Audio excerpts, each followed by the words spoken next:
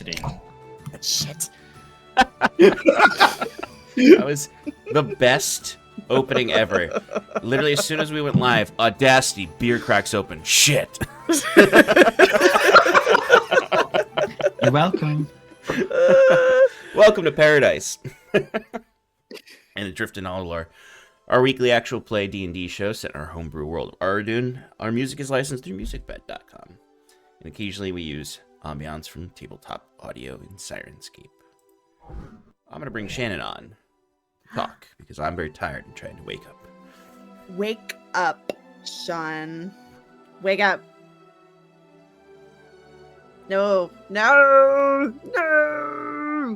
All right, well, I'm going to do this quickly before he actually falls asleep. And then the rest of us have to recap, and that's not going to go well. So, here we go. Excuse me, he works off my notes. I literally do the recaps off of Stefan's notes. I take it back. I'm going to start with Underground Oracle Publishing. They are a TTRPG publisher creating new worlds in the Cypher system and beyond. Their current focus is Foxfire, science fiction TTRPG with a strong emphasis on high adventure and fun, full-throttle action where you play as anthropomorphic, I'll get that word right someday, anthropomorphic animals who left Earth behind long ago to take their place among the stars. For as little as $3, you can become a member through their website and gain early access to this developing TTRPG and each of the other worlds that they create. Next, we have Eddie Yorke, our character artist. He's an illustrator based in the UK who makes art for games and books. To visit his portfolio and get in contact with him, visit eyorke.com. Last but not least, we've got 1985 Games. They create affordable, accessible, high-quality accessories for D&D and other TTRPGs. Throughout this nearly 3-year campaign, Sean has been using their NPC cards to create real fun characters for us to interact with. So if you are looking for a little bit of inspiration to bring some NPCs to life in your own stories, check those out. And you can use the code paradiceprod for 10% off your entire order. Are you awake? Still awake? Ah. I'm here. I'm alive. I'm alive. I'm alive. That's such a fun sound. All right, let's Don't bring the boys bring in. the boys Don't forget in. to bring the boys in. Thank you.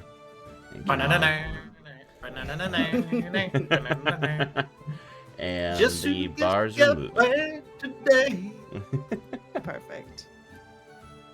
All right. Look at us. Look at us. Group of adventurers. Look at us. Oh dear. Oh dear. That is ominous music. Last we left off,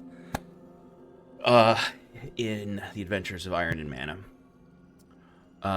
they traveled through the ghost town of Ivan to get to the academy, to find Sigil and speak with him about what's going on.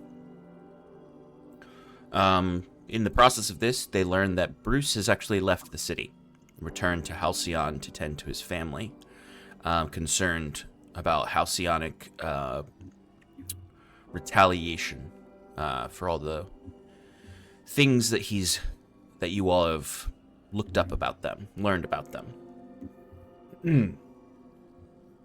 Jacques confronts Sigil about his real identity, telling him about the Aradunai's search for a powerful elementalist, and that the party is owed information by him, that they've been loyal and trusting, and that it's time that he's completely honest with them, or forthright, really. Sigil brings the party to his lower chambers, down into the elemental pits that we've seen before.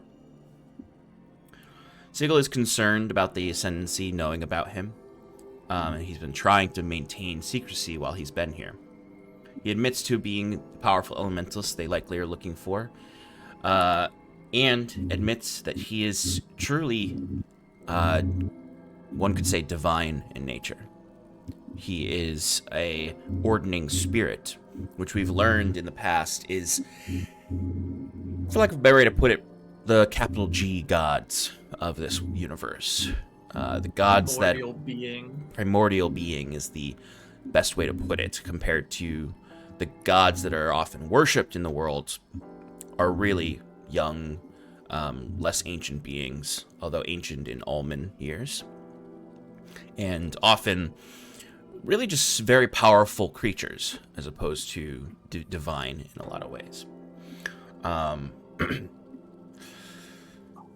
You all recall at this moment, as you try to think about what this means, moments in your past when someone much like Sigil has interacted with you, as he admits that he frequently came down to the material plane as a divine being because he seemed to enjoy interacting with Alma, as he's said in the past, which originally revealed his otherworldly nature, is that he admires Alma.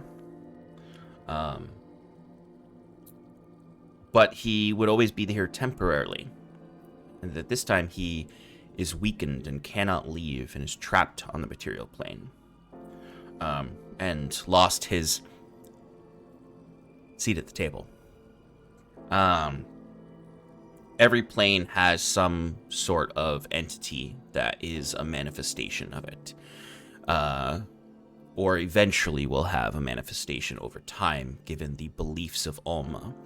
Because primordial entities are given life in a way and power by the belief of Alma that comes from the well of creation, the domain of probably, if there is truly a single most powerful entity or deity, is the god known as the Mother, who oversees the well of creation. The spark within Alma, their souls come from this plane of existence, and that spark feeds into these divine beings' abilities.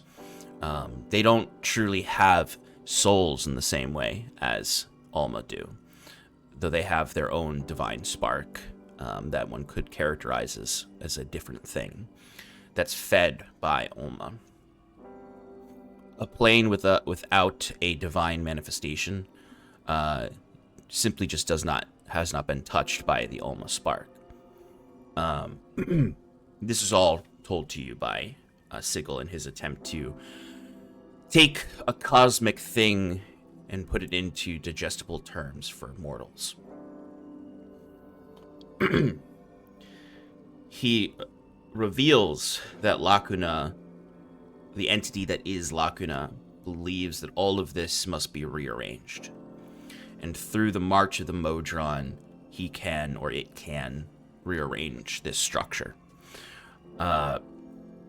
He also reveals that Modron don't really have self-determination. They sort of just look at things in terms of a scale of reality when it comes to the separations between ordered things and lawful things and chaotic things and even good and evil a little bit. But Lacuna seems to be able to bypass this and grant these Modron individuality, doubt, fear, and then repurposes these broken Modron into his own army that Bruce learned is being formed in the Astral Sea, particularly the Heap, where he had gone previously in his journey to the Astral Sea, this recycling bin of the universe, so to speak. But this Lacuna figure seeks some sort of unity, some sort of true ultimate balance, one could say. But in order to do this, he seems destined to tear apart the universe and rebuild it. Saskia asks about opening a Hellgate, which everyone turns their heads very quickly towards her. Specifically that Ro wants to take a seat at the table. He wants to take Sigil's seat at the table, take on that power, take on that manifestation of the plane of Pandemonium and its sub-realms. But the party quickly says that's a bad idea. Rose seems to be ignoring Sass, though. Maybe doesn't want to participate in this conversation. But she uses her Contact Other Plane feature, or Contact Patron feature, really, in her Warlock arsenal. She asks him if he's trying to kill Sigil, which the response is only if I have to. Who are you trying to kill? And he reveals that he's trying to kill Sypodgen, which really breaks Saskia's brain. Saskia, in an attempt to break the rules of Contact Other Plane, describes a long plan of taking manifestation, and asks if that's Ro's plan. He says no. And he also she asks who he wants to take vengeance out on, and he says Sypodgen. Saskia immediately makes a bold claim that Sypodgen is a manifestation, which is not too wild considering that seems to be the thing Ro's after. Sigil, in his weakened state, remembers that he has met Sypodgen in a very different Aldhalor in the past. Jacquette believes that Sigil has a responsibility to take his mantle back up, and a responsibility to the material plane, and to help fix the chaos that has been caused by the supplanting of his seat. Sigil does reveal that Lacuna is responsible for his current state, and that in some way Lacuna perhaps began this crusade with unseating Sigil. And that's the reason why he can't make it back. He is weakened. He is not in his full state. He reveals to you a crown in a previous chamber, which seems to be the sort of vestment of this responsibility, and that he's unable to bear the crown yet. He reveals that this is likely because his manifestation role has been fractured, and that others seek to take that, like Ro. That it's likely not just Ro, and that he'll need to do some seeking, some searching to find these manifestations, and if you kill them or beseech them to forego their journey for power, he can claim those parts of himself that are untethered to retake that manifestation. And I didn't say that last session, but that's the best way to think about it, is that he's not wholly himself in terms of the tethered parts that can make him as powerful as he can be. Elsewhere, Septimus arrives in the city after seeing sort of this frantic group of refugees outside that the guards are not allowing into the city. He intimidates them into letting him in with his scary robot body.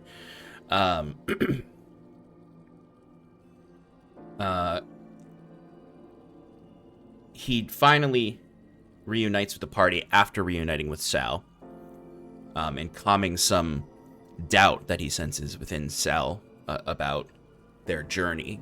One, Septimus reveals that many people needed to be harmed in order for him to come back.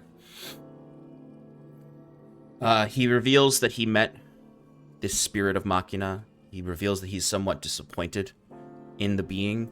Reveals that it's a young god that formed out of the fallen Kieran Dominion Empire, the previous empire, to occupy the lands of Halcyon. And that his divinity comes from fear and anger that Alma have for the machine, and something that the Kieran Dominion had created in the past. He also reveals to the party that Machina told him that Lacuna is his destiny. Jacquette looks at him concerned with this and wants to clarify that it's to destroy Lacuna, right? Which Septimus answers that he is always going to serve the people of Hyven and the greater good. You all tell everything about Sigil to Septimus. At first, Septimus is angry because he discerns rightly that Sigil's fall caused the tsunami that killed his entire family and destroyed his lands. But Jacquette clarifies that was because of Lacuna, and that Sigil does bear that guilt, and wants to make that right. But regardless, you all agree that something has to be done about all of these things. and then go your separate ways to rest for the evening.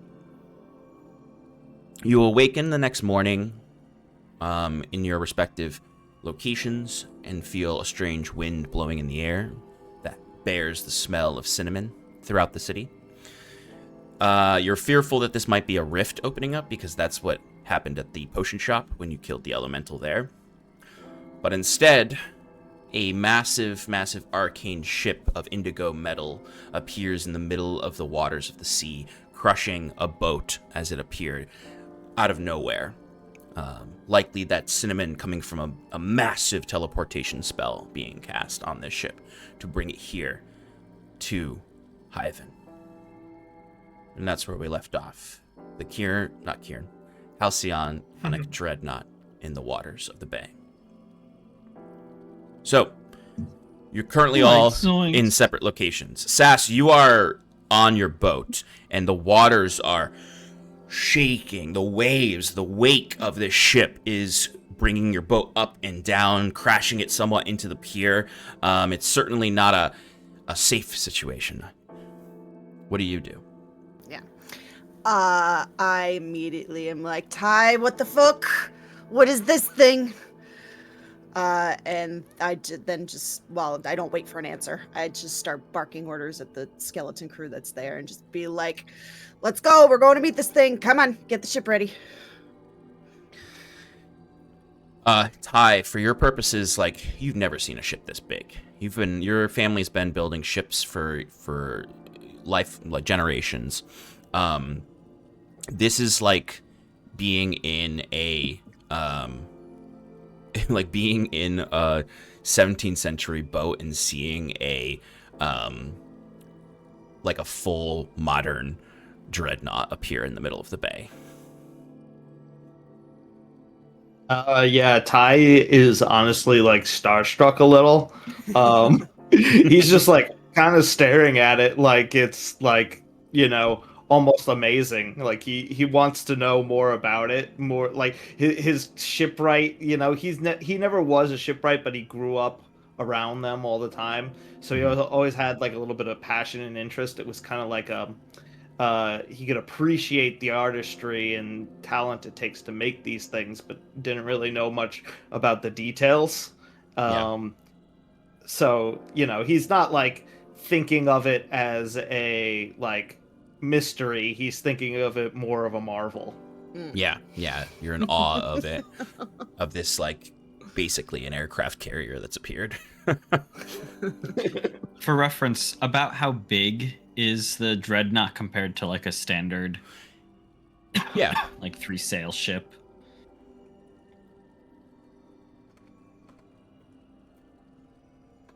I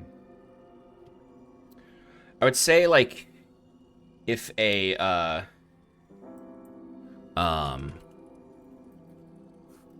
standard ship is something like, like 100 feet long, anywhere from 100 to 200 feet long, this is like approaching like 400, 500 feet long. Gotcha. Mm-hmm. And is it like tall and towering, or is it more like a long flat? It's it honestly it's more akin to like a spelljammer ship, where it's long and flat and there's a larger sort of like tower at the back, fortress at the back. Okay, cool. All right, Saskia, so you're having your crew get the ship ready if it needs to leave the bay or the dock. Are you staying, or are you going to your friends? I'm staying and hoping that they all see this and are hightailing it down to meet me on the ship so we can go talk to these people. Okay. All right. Fyrn, you're up at your fort and you see this. What do you do? Fyrn is going to take, basically start barking orders to his people in the fortress, telling everyone to, I don't know, it probably was around time for morning training, but there might have been some people outside of the fort.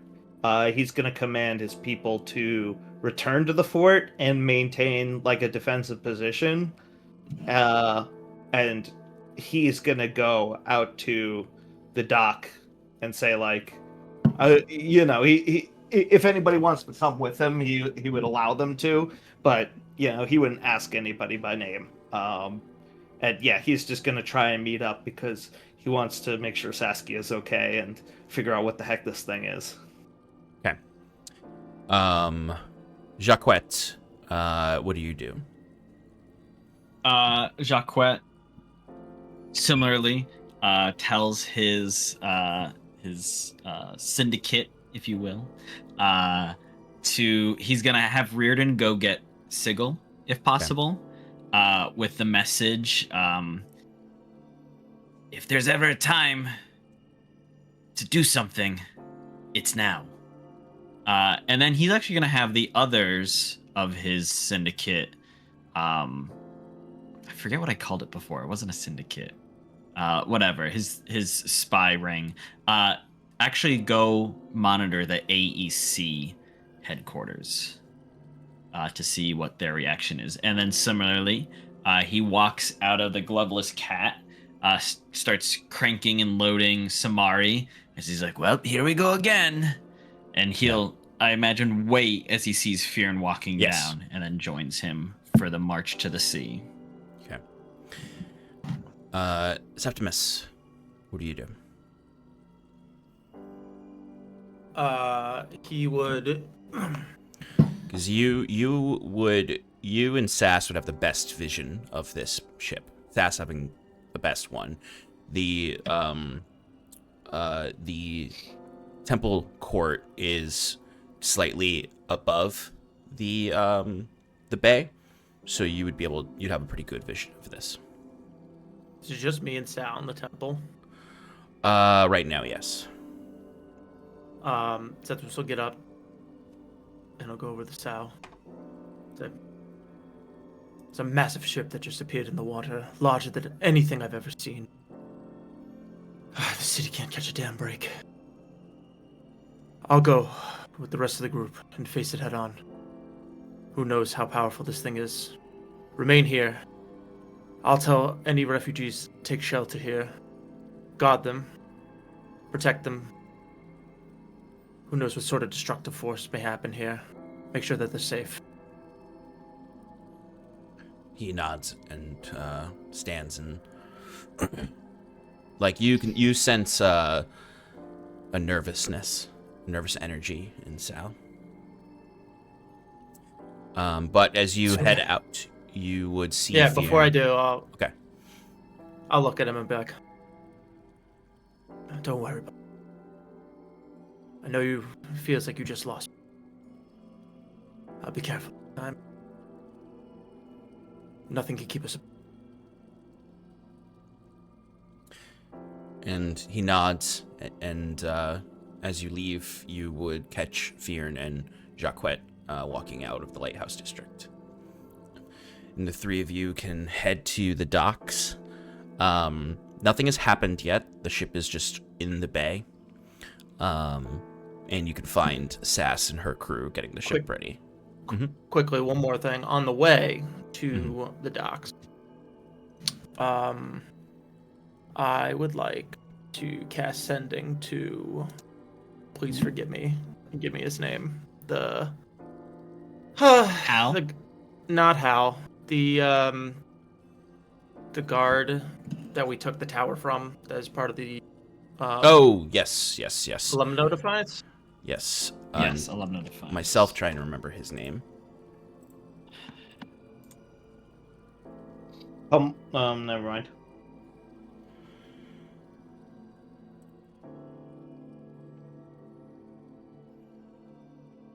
One second.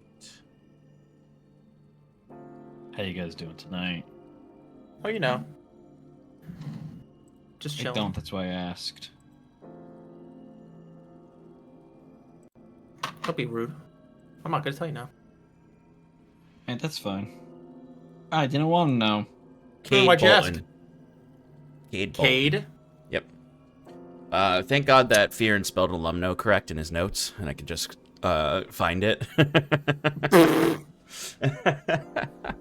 He'd send to Cade. Be like,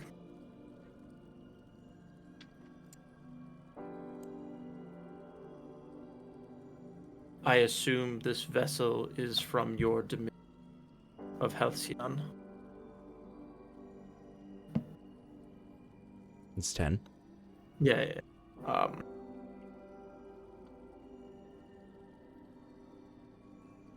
Do they come with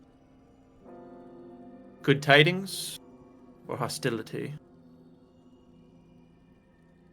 How many? You got 7 left. That's it. If latter, help us near docks.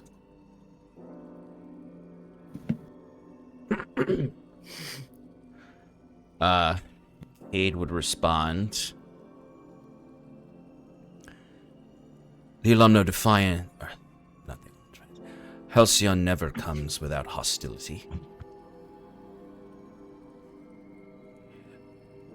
We probably aren't ready for a fight like this, but we will join you nonetheless.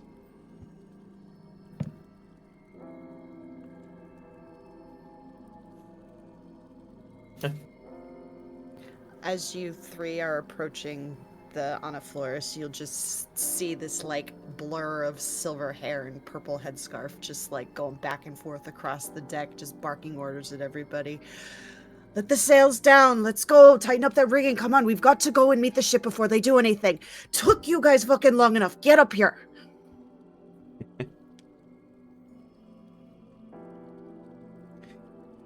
So Go up there. go up there.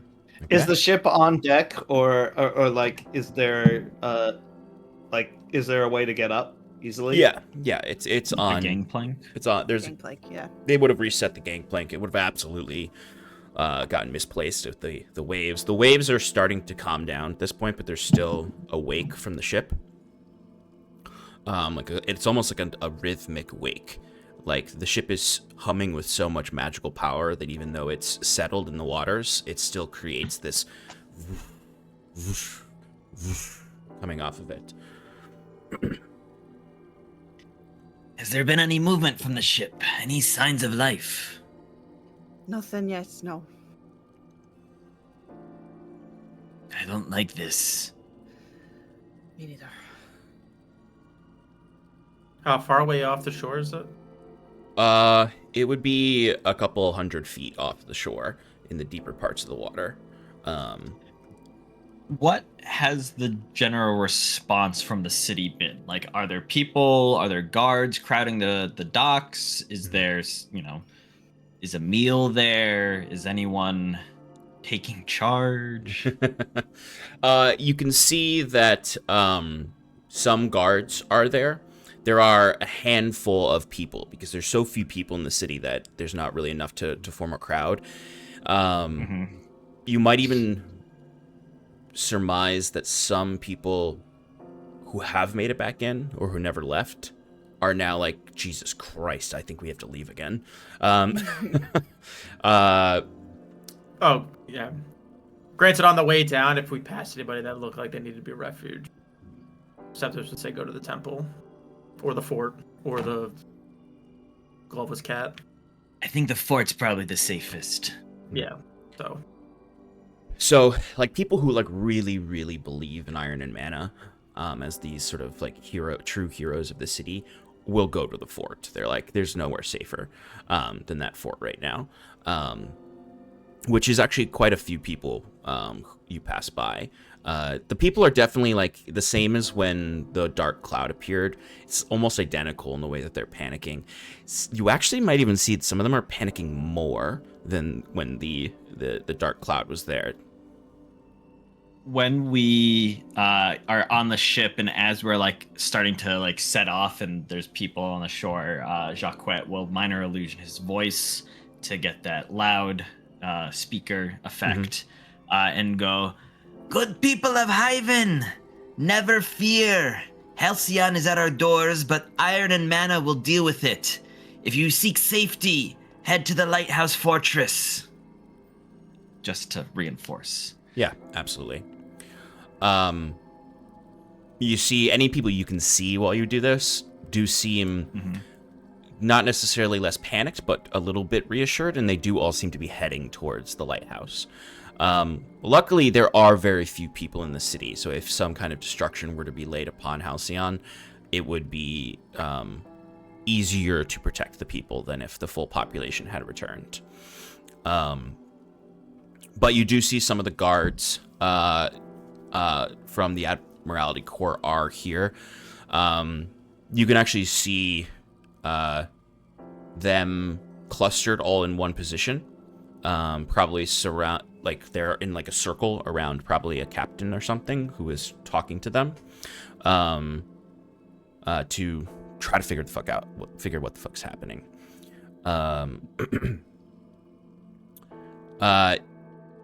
It's at this point, Jacques, that before the ship embarks, one of your spies comes running down the wharf and looks up and just says,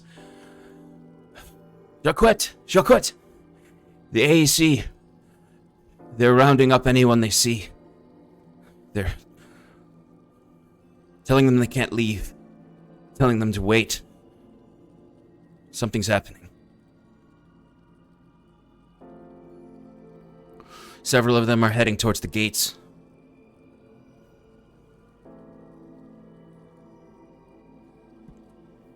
Jacques turns to the party. It sounds like there might be something afoot here. Should we deal with the landlubbers first? He says, almost like being like, huh? I said a sea thing, huh?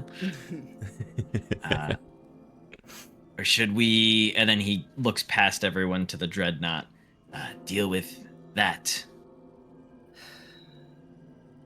I mean, we're already here. We're just about ready to go. If the AEC is trying to keep people from leaving, that means they're trying to find somebody, and they don't want them to escape. They might be searching, worst case, they might be searching for Sigil too. I'm saying this like down low, so, only us can hear it. We might want to warn him. I sent Reardon with a message that if Sigil wanted to do something to help, now's the time. That might not be a good idea. We better finish this before he gets a chance. Any allies that we might have that could be potentially in the city. They'd be useless if the AEC is causing disruption. That dreadnought is way bigger than the Anaflores can handle right now. I think we should muster our strength before we take that on.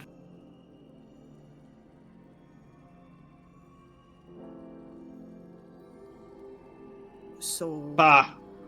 I can take that thing on by myself. Just get me on board. Sure you can, Fyrn. Yep. Do we do the stupid thing and some of us go ashore and some of us stay here? Or do we all go one place? We all go one place. We could just This put it thing to may have size, but we have speed. We can outmaneuver it. Let's put it to a No, vote. it's a It's matter not of a matter of maneuvering. maneuvering it, it's about disabling it, rendering it not a threat. It's not like we're going and, casting spells and shooting our bows. Looking at the very loaded Samari. We were just gonna talk, yeah? And figure out what they're doing here? I feel like with these people, the talking always leads to fighting. We can at least say that we tried. It's true. Well, should I maybe hop over there and see if I can talk to somebody in charge? You don't do the talking. Let's go. I will take up the helm. And I will steer us. Jacques at the towards prow, the being like, "Onward, Captain! Ho!" As if he has any ounce of control here. Septimus has a distressed look in his eye, but he follows along. Yeah. Gotta keep those cinders away from the sails. Septimus, don't burn down my fucking ship. He's standing in the stern. So, Yana Flores sets out against the wake of the Halcyonic dreadnought. Inside, your allies are operating as they can. The fort protecting citizens, Jacquette's spy network monitoring the AEC, and Reardon heading to try to enlist the aid of Sigil in the Alumno Defiance, rallying beneath in the Lighthouse District. If you would allow, because it made more sense, Mhm. could we clarify that Septimus maybe told Sal to go to the fort, seeing as Yeah. that was a better refuge? Yeah, that's fine. I said the temple like as in general, but the fort makes more sense. Yeah, absolutely. Okay.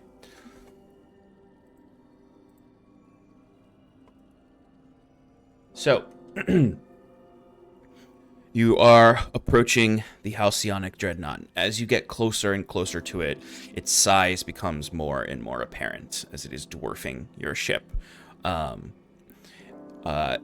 You don't see like any crew on the deck. It's quite haunting looking actually, because there's no one on the top deck. You don't even see like any weapons on the ship necessarily. But as you get closer and closer, you do hear like the sound of metal on metal, sounding like a massive doorway opening. And that's when you see 3 figures on the deck. A tall, ornamentally robed Halcyonic elf with that same reddish skin, with the eyes that are somewhat like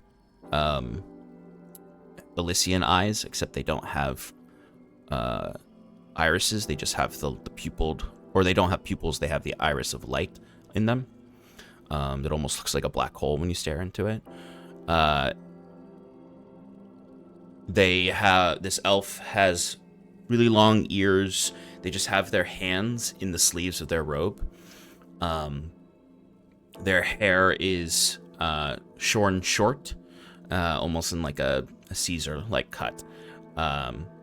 Flanking this individual are 2 well-armored Halcyonic elves. They have that same height and elongation. You know, they have these long, spindly-like arms. They wear this plate armor that looks like it's very akin to almost like the Lord of the Rings movies elvish armor, where it's like these smooth elements that have like leaf and feather motifs that kind of curl around. They don't seem to be holding any weapons. They have helmets on that completely conceal their faces.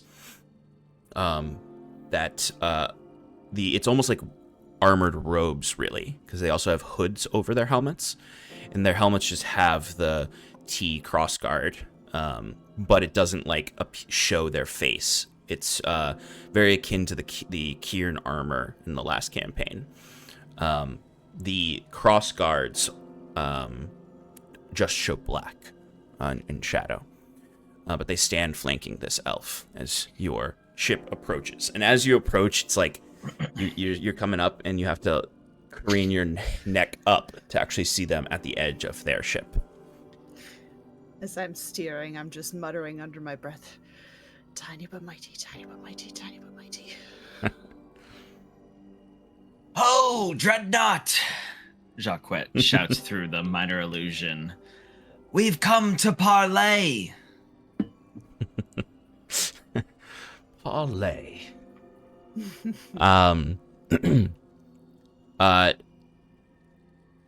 As your ship is sort of like approaching to get right up to it, and you shout this, You all feel this like pressure shoot out from the ship. It doesn't feel like an attack. It just feels like this. And as it passes the ship and it kind of like tussles your hair like wind, and you feel kind of like a hit in your face of this pressure, all the wind stops and your ship just halts before the dreadnought. The figure is now looking down at you all with a wicked grin on his face. He projects his voice magically as well.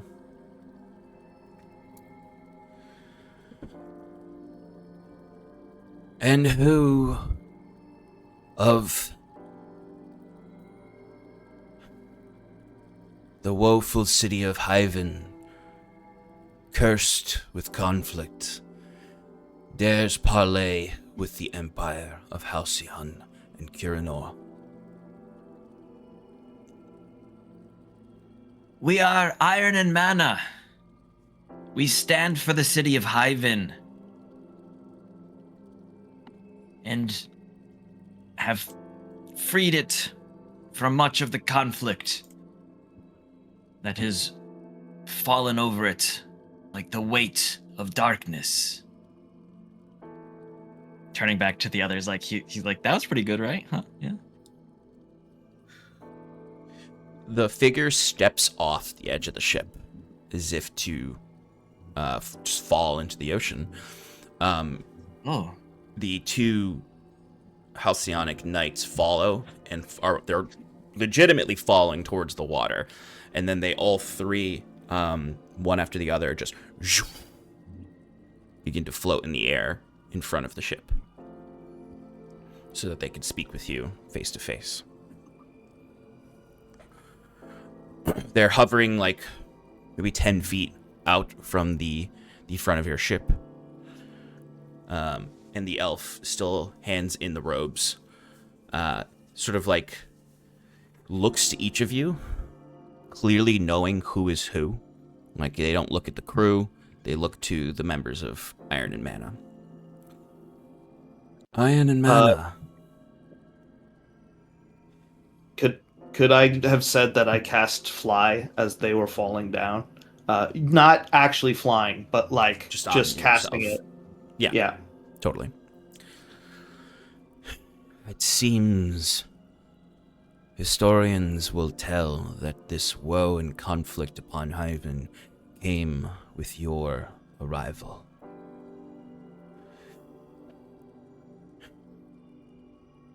That seems unfair. Hyven was pretty fucked before we got here. Let's be real. There's like his grin grows wider at that. To be honest, if we weren't here, the conflict would be over because the Hyven would be dead.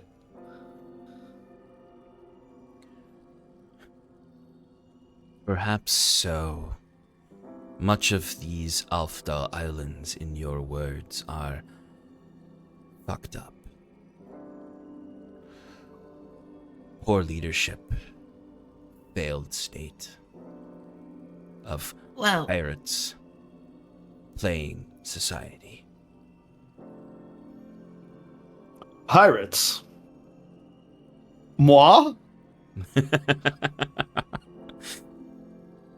We come as liberators for these people, to free them of their inadequate leadership, to bring them into the fold of the grace and light of Kyranor.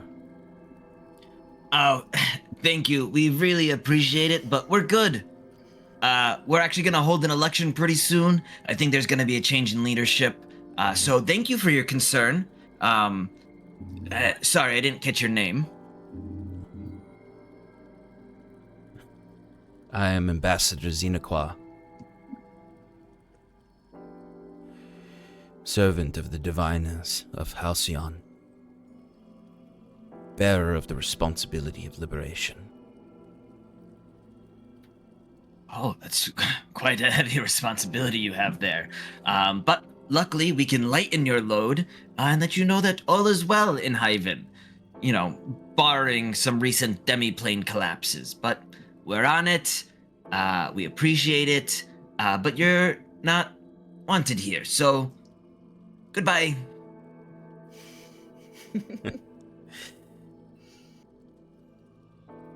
A brilliant debater, brilliant negotiator, Jacques Touchard. This liberation comes for the better interest of the people of this island, though they may not see it that way at first. This void that collapsed here is just another failure of the leadership, a failure of your petty attempts of reforming this city. At least we try to keep out the darkness instead of letting it root its way through our... What's the High Council called? The diviners of Kirinor. Instead of letting it root its way through the diviners of your empire. You mistake the shadow. There is no corruption in Halcyon. Only a perfect system for a perfect world. Yeah, that sounds exactly like something a corrupted society would say. You heard, my friend. We're good. Kindly fuck off. I don't believe your puny vessel has the authority nor the ability to stop us.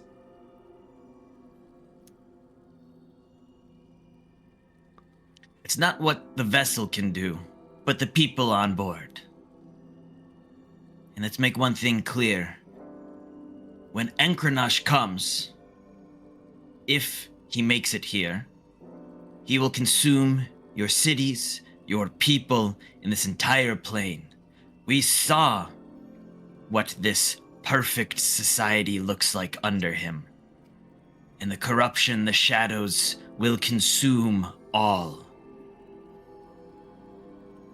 So maybe you should take a look inward and really understand what forces you're dealing with before you try to talk down on us.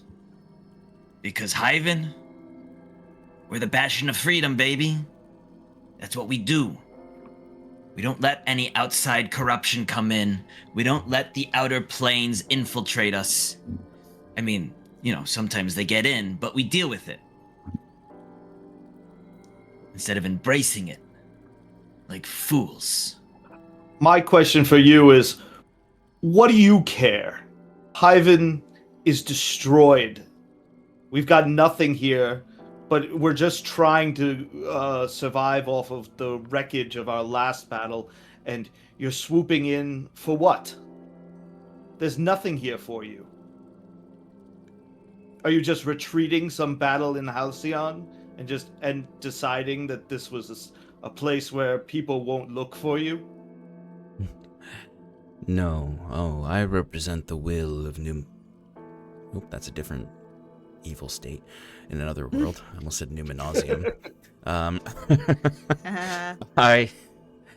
I am here on behalf of the diviners, the auguries of Halcyon. Again, as I said, to liberate these people from their piecemeal governments. There is no greater force on all of Aradun than the Halcyonic Empire. If it is true that some force is coming to consume our people, our world, do you think Alfdal will defend the world? Halcyon is the only hope of the world against any external excursions. But you've been audacity. infiltrated. I have evidence that your diviners have made deals with Enkranash, the didact of the void. You don't even know what you're talking about. Propaganda of the enemies of Halcyon, likely of your petty alumno defiance. No. We can help you. Root out this corruption. We don't have to be enemies. If you truly care about Aradun and protecting our plane, this doesn't need to happen.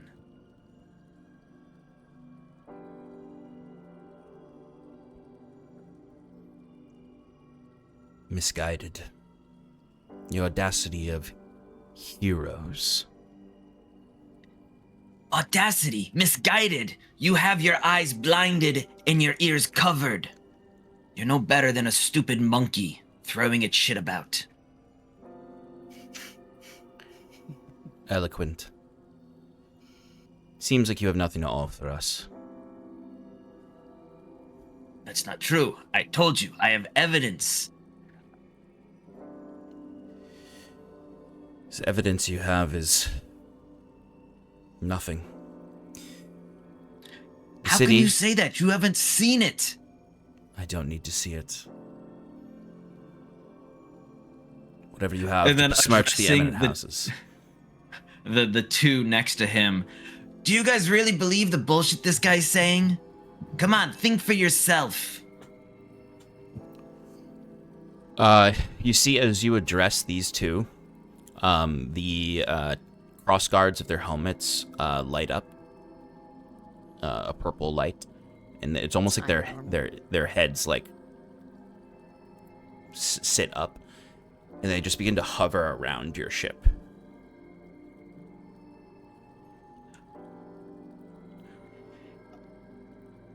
I would rather not bloodshed. There's no use of it. For Halcyon, all your people. You have 24 hours to surrender the city. Are those terms clear? Fyrn looks at Jaquette with literally just the plainest face you've ever seen. Yeah, he like no reaction whatsoever, just staring at Jaquette, like looking very bored at the moment. He's picking his teeth. We can't throw the first punch. Hey, Sean. Yeah. While this is going on, the ship is completely metal, right? Mm-hmm. Asking for some allowance, if possible. Could Septimus kind of like looking past the conversation that's going on and just fixated on the ship itself? With this connection to machines and his ability to like speak with machines, kind of like to himself, give off like I don't know, some kind of like humming to try to see if he can like not speak with the machine itself, but get some sort of like reverberations back that there's like mechanical, I guess, parts or machinery throughout it to try to understand it a little better, if that makes sense. Yeah, I'll ask for a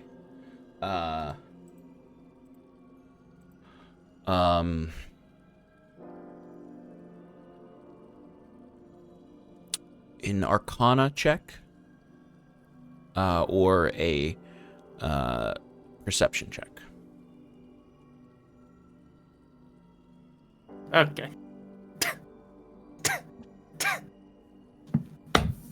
I know the new rules for Lucky say I needed to say it before I rolled, but As I said last week after the session, we're gonna go with the old rules for your lucky feat. So you can use it. I rolled a 1, so we're gonna redo that one. Okay, that's better. 26. 26. Okay. So yes, absolutely. Like this ship is riddled with machinery. You actually with a 26, it's a very good roll. You sense. It's more of like a probing, I'd say. Like Yeah, you sense Machina are on board. Like not just simple like spirit, like the innate spirit of just like a machine or a tool, the full wisps of Machina. are on the ship. Okay. I'll just keep that to myself. As the two Halcyonic knights sort of float around the ship, Sass, I imagine, like, your crew is looking at you nervously. Like, I imagine Ty is probably, like, hiding in the captain's chambers. Seppi and Gusto are probably like, what are we doing, boss? Clara. What the actual fuck did we get ourselves into here? Clara would sense this immense magical power from these entities. Everyone hold. And saying to the two rotating, don't fucking touch it. Fresh paint job. Job. They've now kind of completed and crossed each other and are circling back to the front. And with no response yet, the Halcyonic ambassador Xenaqua would look at Jacquet. Are these terms understood?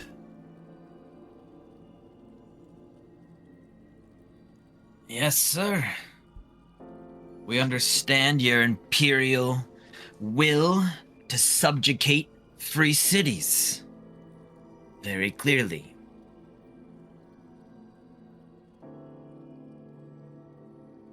Is that a surrender, or do you need a day to think about it? We need a fucking day to think about it. Just back off. Please. 24-hour time. If we have not heard from you, we will assume that you are standing against the will of Kirinor. We will enter the city, and it will be ours.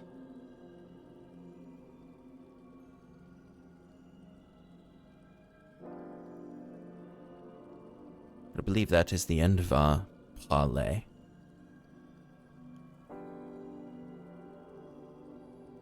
Yeah, I imagine so. Now, if you would kindly retract whatever fucking magic you did that made the ship inert. I wouldn't know that word. Stop moving. We'll be on our way. And you look and you can see the Halcyonic elf, Xenaqua, his smirk never leaving his face, cocks his head and he starts to think.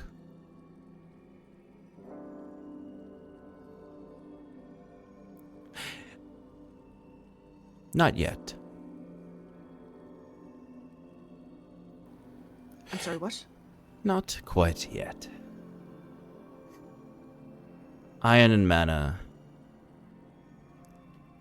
is a chaotic and conniving group of mercenaries. Conniving? Oh, you're too sweet.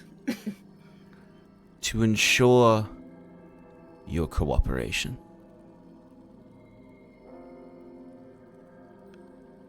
one of you should join us on our ship.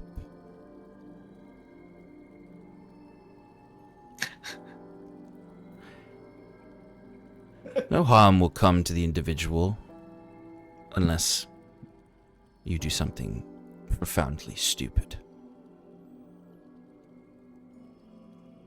I'm sorry, you have an entire dreadnought armed with who knows what kind of arcane weaponry pointed at our poor defenseless city. And you want more insurance? Is that what you do in Halcyon? Take? Demand more and more? We exert our will where necessary. I'm sure you do. But we of course could just take all of you. Send our own message to the leaders of the city. That there are Kind of no looking at the heroes. leaders. Septimus will step up. I'll agree to stage. No, Septimus. He's right. Show good faith. It's better than having them level the city completely. Right now. Kind of stepping up to him, Jacques goes, "We just lost you. We don't want to lose you again."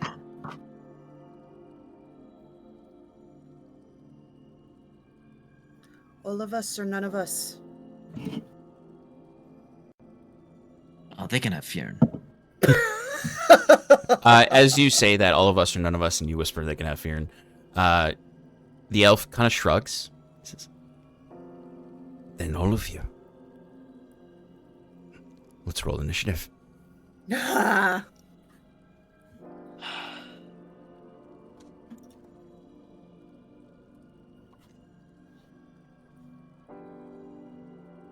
Fyrn literally fell asleep on that initiative roll. Fyrn's like, "Oh, something's happening."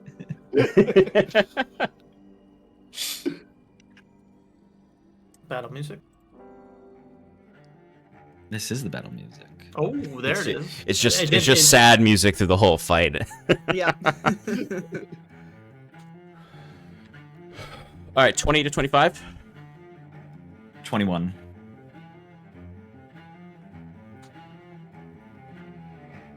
15 to 19. 14. Nope. That's not the range. Outside his range, but Yep, okay. sure is. All right, my math isn't mathing today. 10 to 14. 14. Not even 14 sure if as it's well. Stats can go first. Thanks.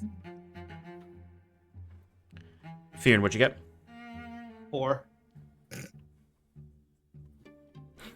Yeah, Fyrn was so bored that he doesn't even realize the combat is He's about like, to start. "Oh, are you still talking?" All right, so then that would be...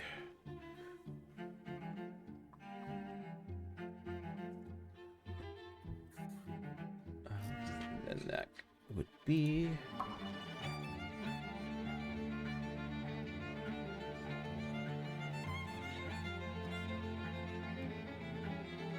all right, Jacques, you are up first.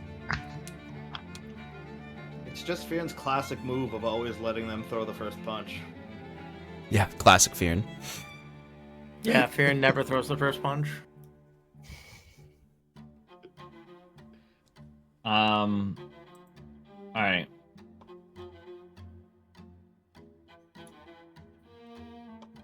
Jacques is going to, if it's possible, move behind a pillar to hide. Yep, you can move behind one of the masts. Yeah, I don't know why I called it a pillar. That was weird. So 30, but that doesn't really matter because he's then immediately going to activate his do I want to do crushing? Crushing is the disadvantage, and dazing is the dazing one.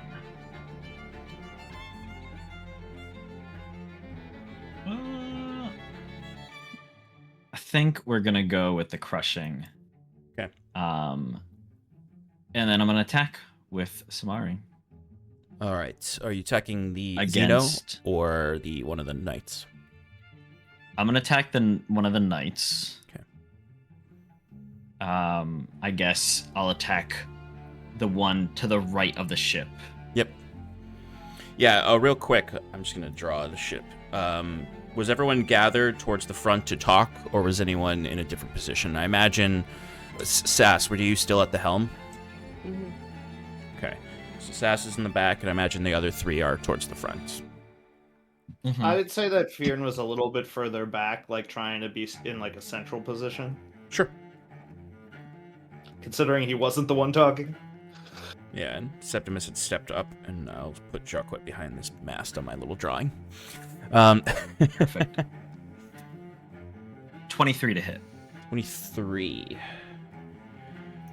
23 will hit. I don't like how long it took him to figure that out. So I need a DC 16 con save. For crushing.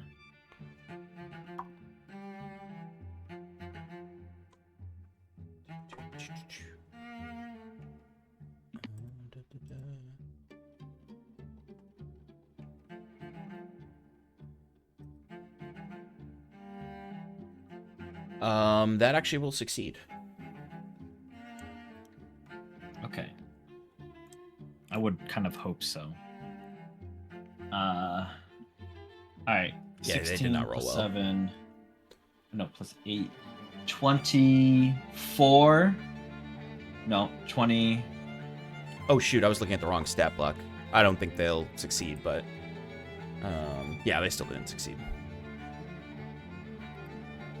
Okay, 50 magical piercing damage in 2 lightning. Ooh, 50. Oh, no, that's the left guard.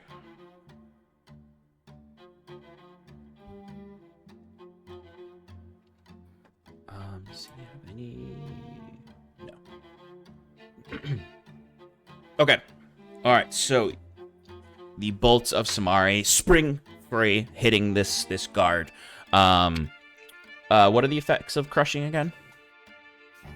Crushing is disadvantage on attack, saving throw, and ability checks. Okay. All right, excellent. All right, so the flurry of bolts shoot out at this guard. You can see as they hit the guard, they definitely are piercing some kind of shield around them. And then the threshold of damage, though, gets through, and that crushing effect hits them.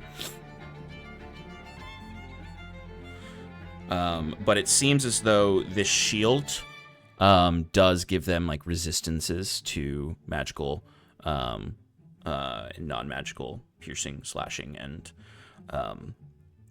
bludgeoning. Okay. All right. Anything else, Shockwave? I end my turn behind the mast. Will that give me total or 3/4? It will, from where they are right now, it would give the Xeno, you'd have full cover from Xeno, and then 3/4 from the knights. All right, cool. Okay. End All my right. turn. It is Xeno's turn. Can you let me know when we've reached initiative count 20? We have. Okay. Since we're in my stronghold, I would like to use one of my stronghold actions. Okay. What do you use? I would like to fire an Eldritch Blast at each enemy I can see within 60 feet. You got it. Go for it. So that would be all 3 of them, right? Yep. Get Plus up there. Septimus. He's not my enemy. Yeah. 24 to hit Hey. on, let's say it was the first guard. We'll go with, so there's left and right guard. Okay, we'll go left. Okay. Left guard. All right, left guard. 24, you said? Yes. Yeah, that'll definitely hit.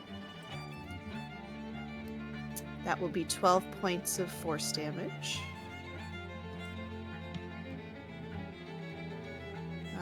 This one will be on Xeno. Okay. 21. Xeno will use a reaction to cast shield. That Okay. will not hit. And then the third one will be at right guard. Also 21. 21. Mhm. That will hit. Nice. 15 points of force damage.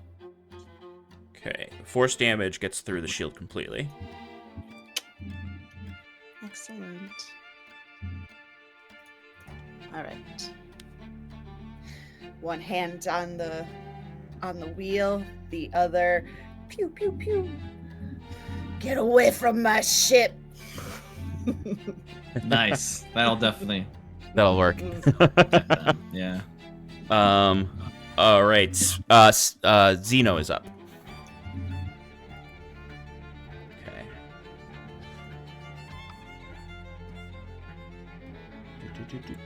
What is he gonna do?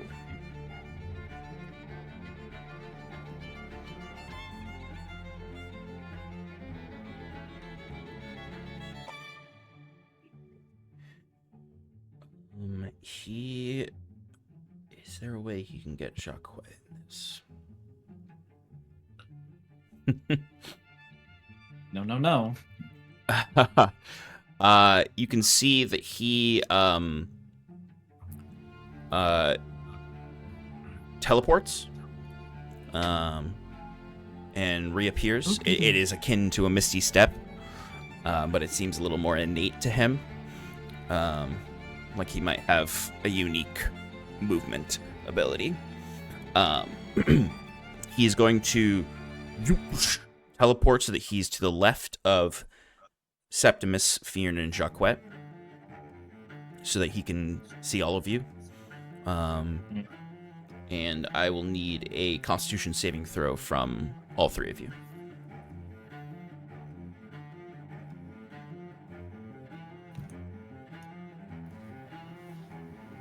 Is this a charming effect? No, it is a spell though. I'm endowmentable. I may be using Dark One's Own Luck.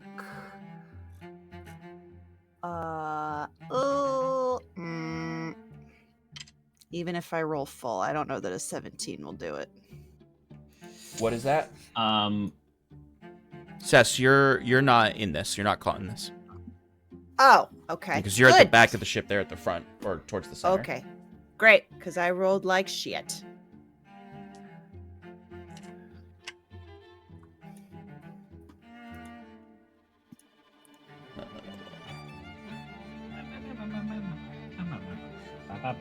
Sorry, I just gotta roll a bunch of dice.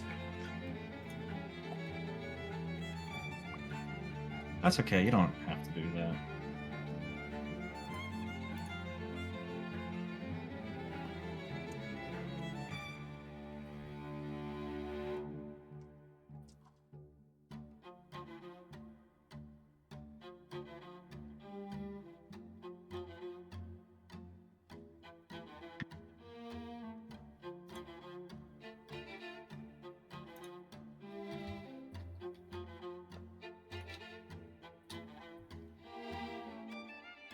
Okay.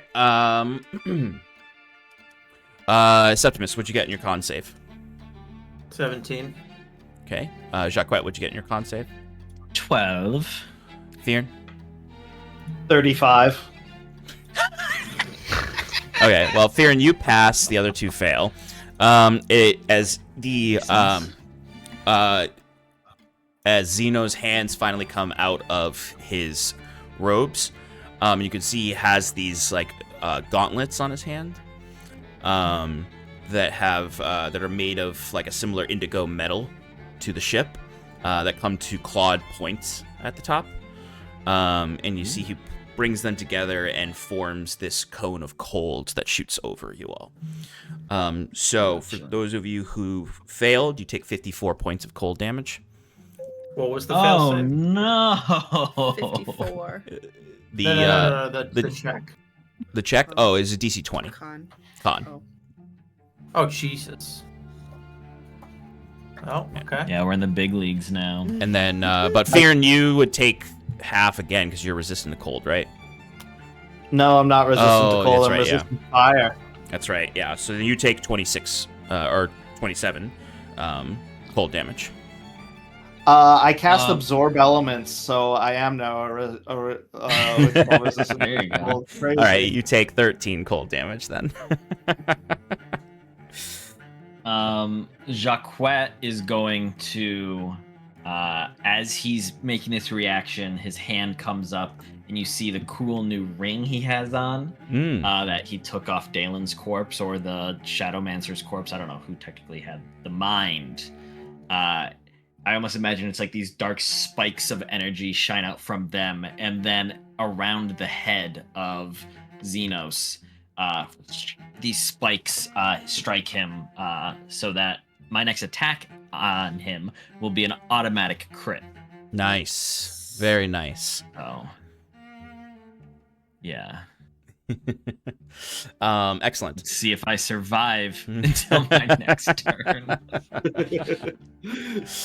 As Jacquet is well and good bloodied. Oh dear. Yep. Okay.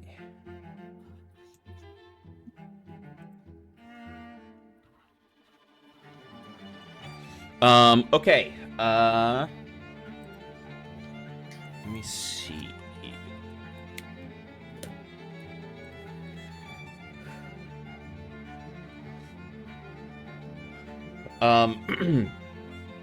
He is going to no, he can't do anything else. He's not going to do a bonus action. Okay, so he's unleashed this cone of cold upon you all.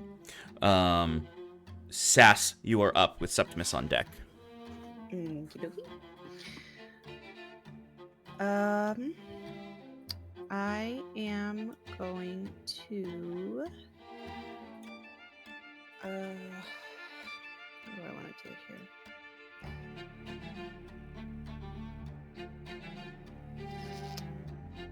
I want to.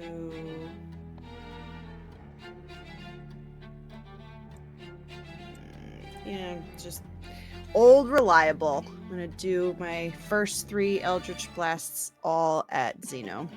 Okay. That's gonna miss.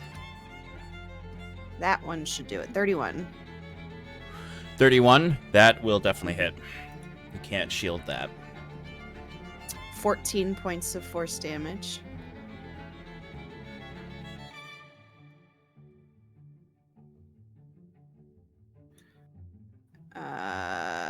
That 19, I think, is gonna miss with the shield. Right? Yeah. All right. Well, he has to The recast shield be shield. down. He has to recast his shield. So he'll use his Okay. reaction to cast his shield. Okay. I'm going to use the first of my 3 charges on my bracers and 3 more. All at him. Okay. Shield cancels out Eldritch Blast completely, doesn't it? Or is that Nope, only magic magic missile? missile. That's magic missile. Ark! 27. 27 will hit. Ugh, 6 points of force damage. As I'm just firing and missing all but 2. Just like, we told you to fuck off!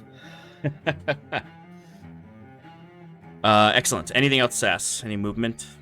Nope. Staying right at the helm, ready to move as soon as we can. Okay. Septimus, you are up. Has there been the 2 guards? Is there one that was not hit? Both of them have been hit. The left one got hit with an Eldritch Blast. The right one got hit with an Eldritch Blast and Jacquet's attack.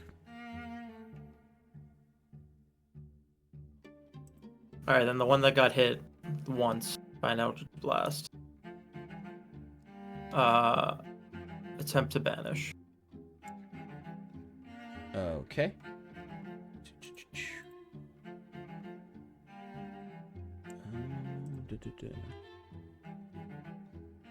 What kind of save is that? Charisma? Charisma.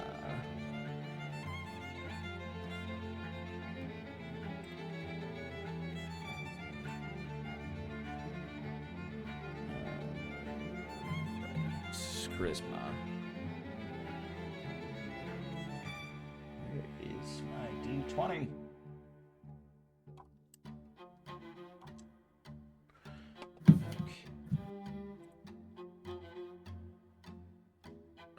Charisma.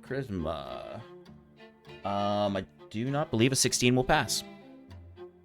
It doesn't, but I just remembered. 1 second. Yeah, roll me a d20. Yep. Okay. No, I'm good. You're good? Okay. Alright, so then your spell happens. And that's, you said the one that got hit once? Yeah. Okay, so the Took left less guard, damage. the left guard vanishes with the banishment spell. Alright, anything else, Septimus? I'm not in like attack of opportunity range of. No, no one's in melee the other range guy. of any of you. Can I kind of circle around him so we start to kind of like surround Xeno and that we're all not positioned my way as such?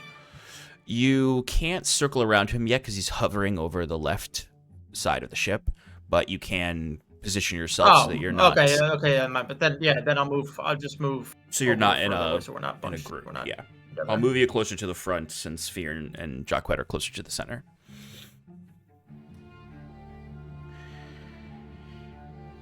Okay. And that was a spell. I don't think I have any bonus action. Was new. So that's it. Okay. All right. The guards are up, so one of them will not get his turn because he's banished. The other one will attack. He's got disadvantage. Yes, that's correct. All right, he's going to attack Septimus. So you can see they don't have any physical weapons on them, but you can see that they immediately summon blades from their hands of arcane energy. And they immediately throw 3 of those blades at Septimus. My God, we're getting zealot rushed.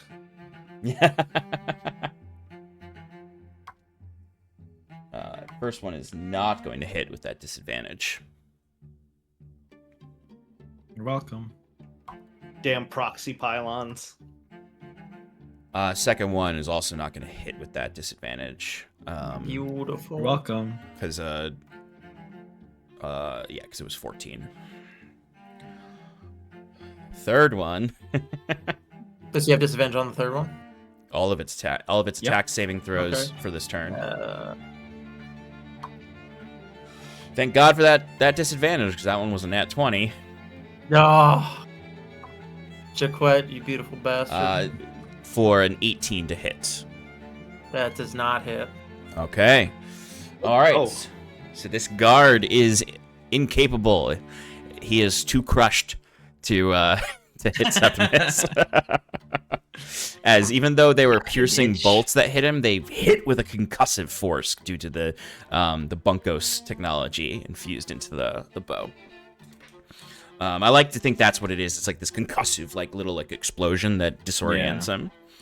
All right, Fyrn, you are up. So there's Xeno hovering over the left side of the ship, and this knight is hovering over the right side of the ship. Okay, but they're both above the ship. How high? They're I'll say they're 15 feet up. Okay. I think I'm gonna go for the knight, not Okay. Xeno. Okay. So I'm just gonna fly straight up there and bonk him. Oh, I forgot you cast fly. Did you make the concentration check? I did, and I succeeded. Perfect. So first attack. 24 to hit. 24 will hit. Yay.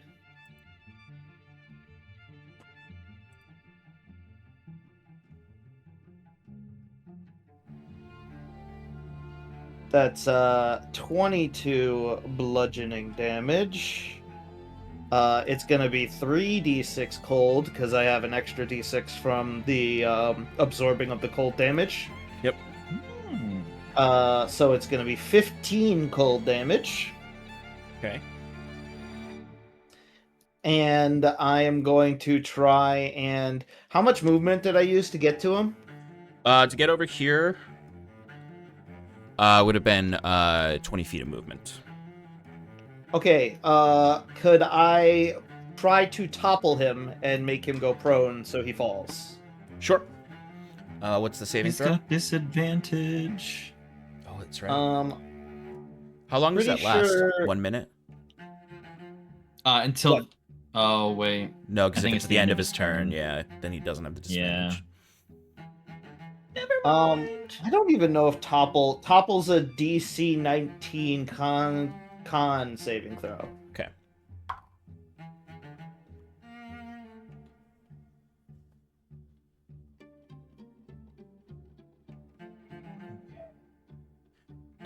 He is going to fail with 17. Okay, he falls to the ground, takes how much damage? It's 15-foot fall. There's no think it's grace 1d6. anymore, right? It's 1d6 per 10 feet or 5 feet. Yeah, I thought it was 10. 10. Yeah, because 5 feet would be crazy. 3d6 for falling 15 feet. All right, so then he'll take another d6 of 1d6. bludgeoning damage. All right, so that's 3. Okay, and then I'm going to follow him down, because I have enough movement, and I'm going to take the next attack with advantage because he's prone. Excellent. I just love this visual of Fyrn coming Yeah, in, like, smashing swoosh. this guy, And then the guy starts falling, and then he just chases him into Yeah. the water. 24 to hit. Worked last time. 24 will hit. 19 bludgeoning damage. 6 cold damage. And sap on the next one. That's 2 stacks of coldness. Mhm. Third attack, also with advantage. This one's gonna be my Blooming Blade target. Okay. Nat 20. Nice. Wow. Hell So ignore this first damage roll because it's gonna do weird things. So wait, what? It rolled with advantage twice, which doesn't make sense to me. So we're gonna ignore that too. Why does it keep saying 4d6 instead of 2d6? All right, Ithildagnir's broken. Okay. Oh, no, I fixed it. All right, 19 bludgeoning damage plus 5 cold damage plus 12 cold damage. Wait. plus- Start over. I missed it. Okay, sorry. 19 is the bludgeoning damage from the regular attack, and then I get the second one, which would be another 24. So 19 plus 24 is all of the bludgeoning damage. Okay. And then cold damage was 12 plus whatever the fuck I rolled, which was 5. So that's 17 total. Okay. And then when I hit somebody with a crit, I get to do something. Once per turn, when you hit a target with a weapon, you can roll the weapon's damage twice. No, that's not it. Shoot.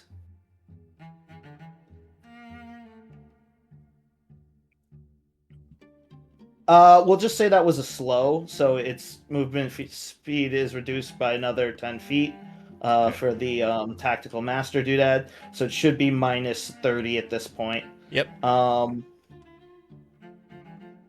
Shoot, what's the ability that lets me attack? Is it like when I kill something or crit something, right? I get a bonus action attack? That's your great weapon master. Right, okay. So I'm going to do another attack then. Okay.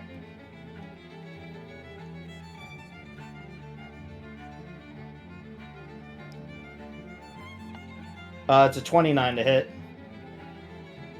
Yeah, that'll hit.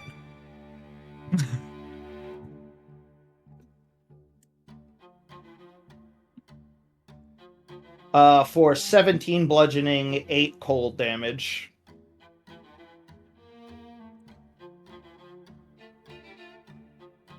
And that's 4 stacks of Ithildagnir. Mm-hmm. So it has the fragile condition on that last attack. So if it did have any resistances, it ignored it with that last one. Oh, okay. So then Um, that'll deal 8 more damage. Anything else, Fyrn, after your epic epic destruction of Action surge. honestly, I'm so fucking you tempted. dealt 77 damage there. You would have Hell been yeah. and like that's with resistance to the bludgeoning until the end. So you would have How's probably dealt well you over looking? 100. Oh, well bloodied. Well bloodied. Okay. Xeno? No. This is the right guard. Oh. Guys, what do you think? Should I action surge? I'm thinking I Yeah. might. How many action surges do you have? 1. I think it might be best to save it, because we Yeah. have no fucking clue what we're gonna face down the road.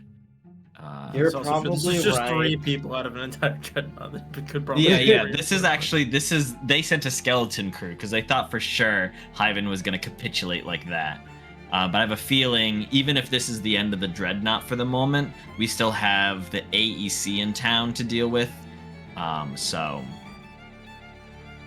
Just a thought. You can do whatever you want. I just generally adhere to the rule of resource management. I'm gonna sit. I think that's the right way to play. I'm not gonna cast it. End my turn.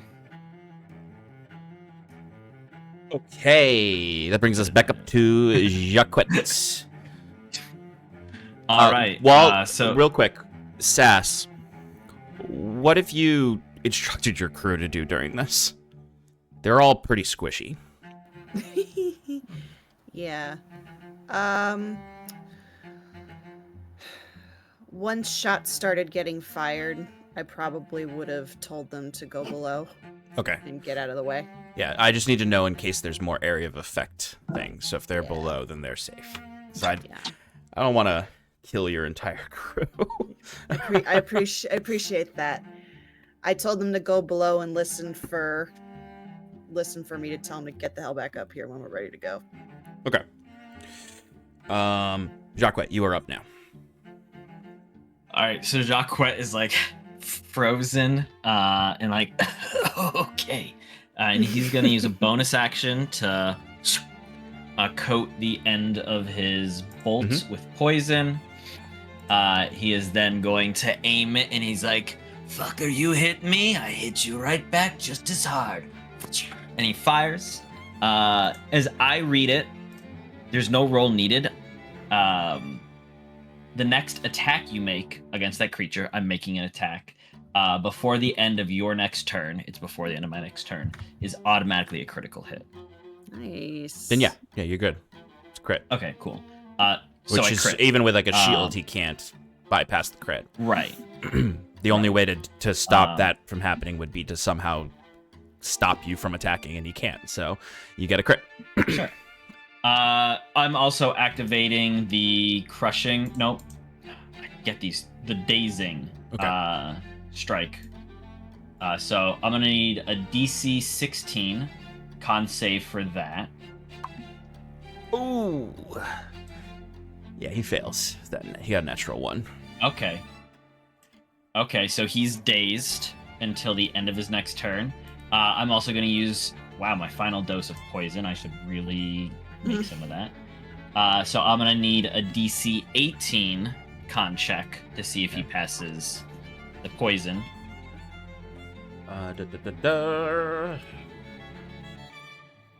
That one he is going to pass with an 18, actually.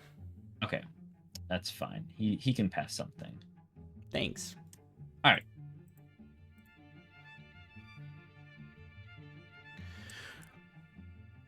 Damage. Give me a moment.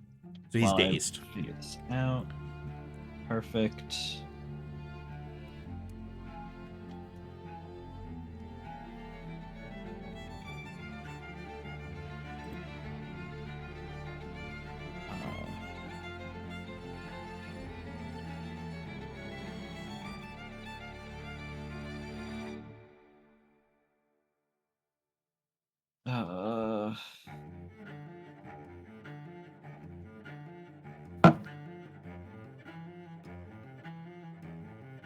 All right, so that's 85 magical piercing damage.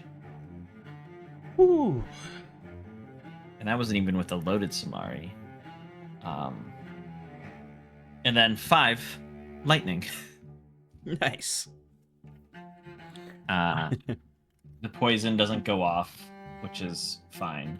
And he is dazed until just the end of his next turn. Jacquet is then going to use his movement, if possible. Is this like a traditional like ship where there's like a captain's like above? All right, so Jacquet's gonna run in there. Yeah, like literally think of the ship model that you got me. Yeah, that's what I figured. Yeah, so to be in total cover, out of sight, out of mind. Yes. So he doesn't die. If I had not been napping before this battle map would be set up. That's all right. I Okay. forgive you. That is Jacquet's turn. Yes. How is he looking? How is He is looking? not bloodied yet. Okay. Is it a similar thing where the piercing he's resistant to? Yeah. I figured. I've become useless. Slash just not as effective as I could be. Still dealt 42 damage. But Okay. You should have shot the prone guy. You wouldn't have had disadvantage because it's an automatic crit and he has no resistance to anything. I feel like you've got that covered. Yeah, I think that might have been a waste of that crit. All right, initiative count 20. Sass, is there any stronghold things that you can do? There is, but I don't want to use it yet. Okay. There is dreadnought things though that are going to happen. The shield, right? So I can move. Nope. Damn. It's gonna unload a salvo.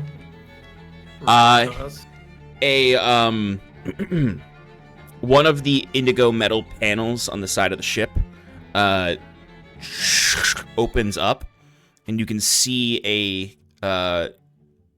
Halcyonic elf inside there, and they have similar gauntlets, and you see they bring them together and pull them out, and you can see 1, 2, 3, 4 beads of red light that then they go and gets sent down towards the ship.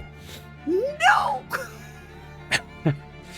So one bead is heading towards each of you, basically. Fyrn is flying above the water with this Halcyonic knight, like trying to swim. Wait, the Halcyonic Knight was above the ship. He landed on the ship. No, I said they were on the sides. That's not what you said. I said they were on the It sides. is actually very specifically said. That's why when Septimus was like, "Am I in attack of opportunity range?" Shanma said, "No, they're both off the ship." Okay. All the same thing. You still dealt 77 damage to him. He's still prone in the water. Yeah, yeah. But everyone give me a dexterity saving throw. So I'm in total cover. Am I also in total cover? No. If I'm below the ship. You're not below the ship, you're on the side of the ship, and this thing is massive. These are area of effect fireballs. Am I in the ship or am I out of You the are ship? literally floating next to the ship. Because the guy is in the water right next to the ship. But Do you the wanna ship is take, like like, 5 feet 5 tall. minutes to I'm trying to throw up the battle understand. map? I don't understand what you don't understand. The ship's not 5 feet tall. I have to be 5 feet next to this person. Yeah, to you hit can him. be above him, above the water. He's not sinking. He's at the surface of the water. You're flying. Right. But the ship isn't level with the water, right?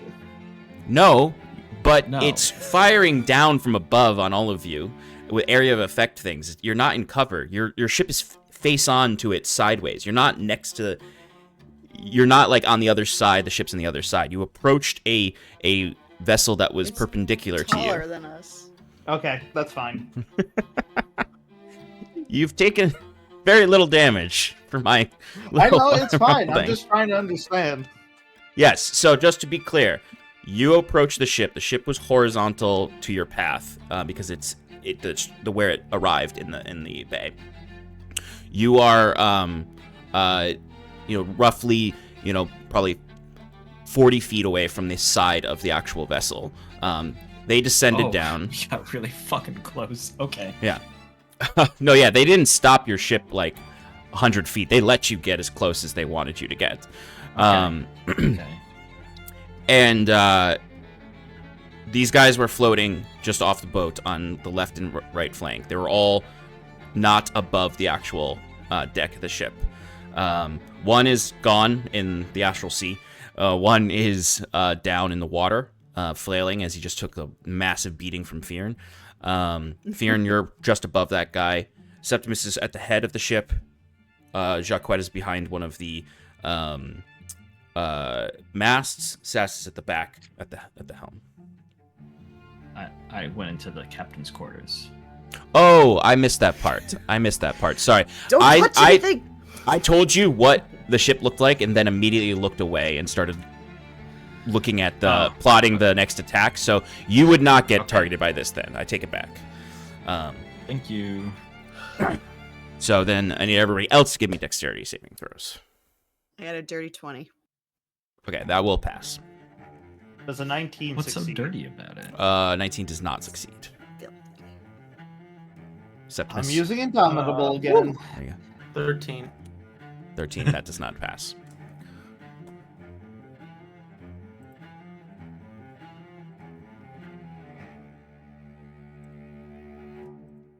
Well, I'm a little tired. Well, you have resistance to fire. yeah. It's a 18, which is less than I got from the first roll.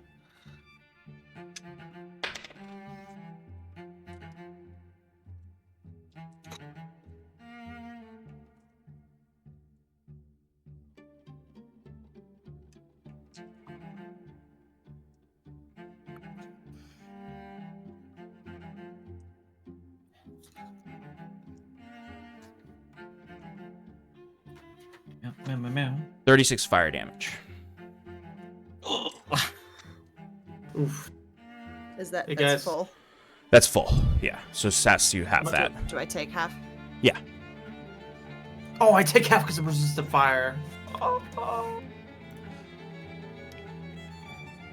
It hit us, not the ship, right? Oh, it hit the ship. The ship's on fire. Yeah, it blew up. No! I can't do double resistance, right, with There's absorb no- elements? No double resistance. But I figured. We get every time. So that was 36. So Septimus, you took 18 damage. So give me a DC 10 Constitution saving throw to maintain concentration on banish. No. What about Fyrn and his flying? I was Oh planning yeah, on it. yeah, fearing you as well. 12. Okay, you maintain the banishment. 28, I'm fine. Okay. Nice. All right. That means it is Zeno's turn, and then Sass, you're on deck. He's dazed. So you can only do it in action, Piece of bonus shit. action, or movement. I think he should move. Oh yeah. Does everyone think he should move? Come hang out with Jacques. They can have tea. Renegotiate the terms of their surrender. Yeah, right.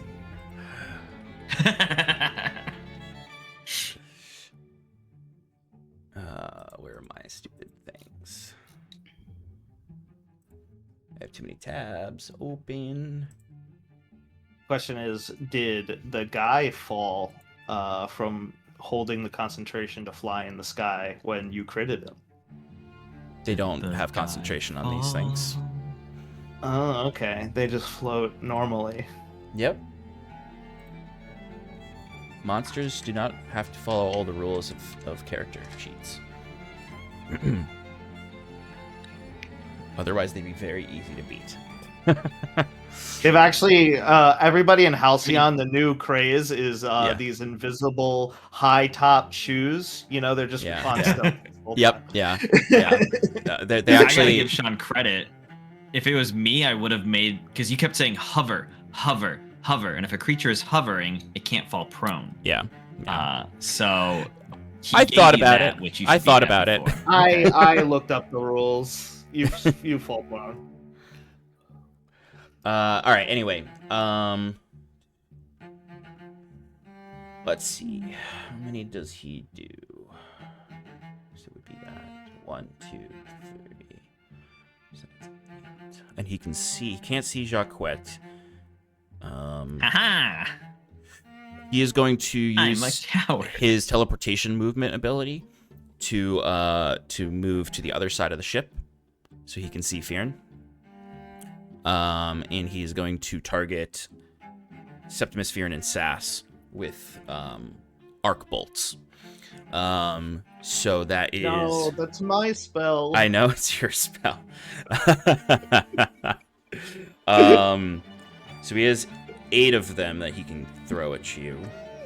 So he's gonna throw at least 2 to each of you.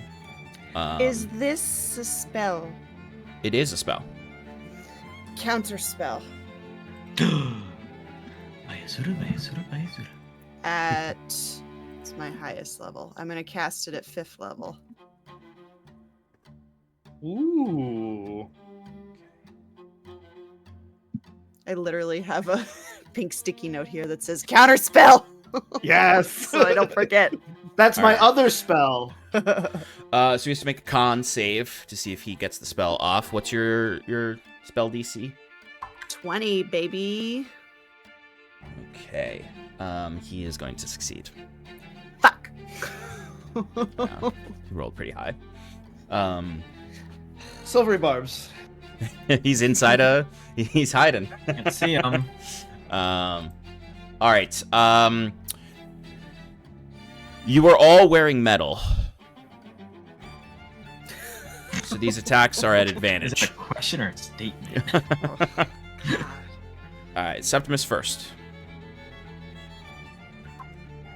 I tried, friends. Jesus. That's his attack. Okay, Septimus, a 19 to hit on the first one. Just hits. Okay. So, do the damage. And then second. Let's see. All right, so that is going to be for the first one 9 points of lightning damage. 9 points. Yep. This is a good question, Stefan. So I know that this would be treated like Eldritch Blast in the sense of each one is an individual set of damage for purpose of concentration. Yes. Okay, that's what I I thought. assume so. I'd assume so too. It's just All like right. magic missile. Every bolt, every attack is a new attack. Individual, yeah. All right, so give me your concentration check for this first one. So you just have to beat a 10. Bone, I made a mistake. I didn't calculate booming blade damage when I was calculating my crit. We'll address that in a Probably moment. should have remembered that. Concentration. I 27. don't think Septimus can Nice, fail the 70. con save if it's 10, right? Even if you get a 1, it's plus 9, right? That is plus 9, yes. Oh, so these won't. You can't fail these ones. Then it's more for the big damage ones that you can fail.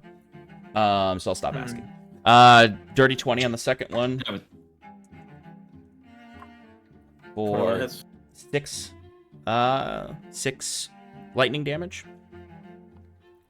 He's gonna put 3 on you. So the last one is a 24.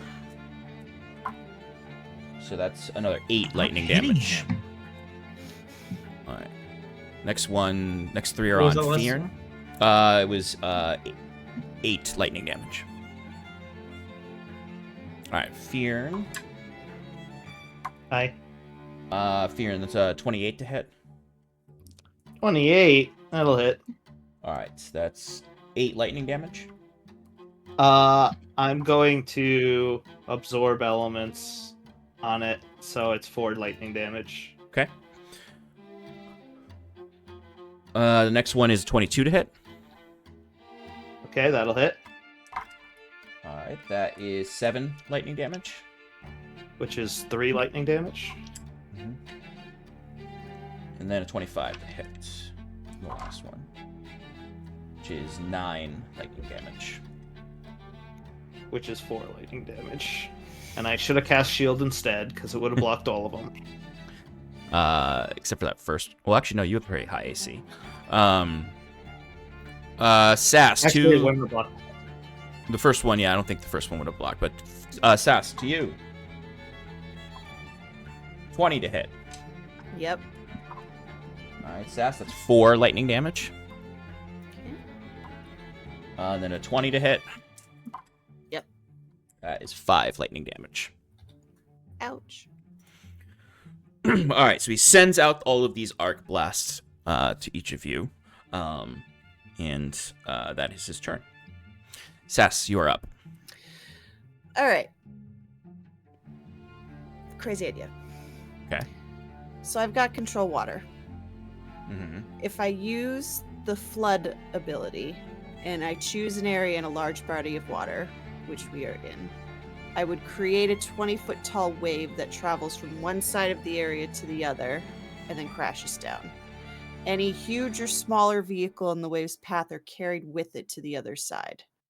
So, could I move the ship out of the way, out of its hold, so we can move the fuck to shore? So, yes, you could do that. There's also a 25% chance that we'll capsize. So yeah, if I do that. we can take, if you want to take those odds, you can. Because Can you capsize them? Their ship is I gargantuan. can't move it. It's huge. Yeah, there's no way. Huge. Gargantuan. I'm also assuming, or like, not assuming. I would also like, as we're surfing away, some residual water splashes and puts out the flames. Damn it! All No, right, you well, you can't do that. I don't want my ship to burn down. All right, we're gonna take these odds. We're gonna try and get out. All right. What do So- we need to roll? You just roll a D100, and the 1 through 25 is capsize.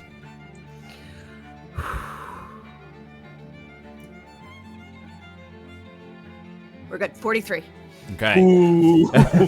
Yeah, that would have been bad. High risk, high reward, baby.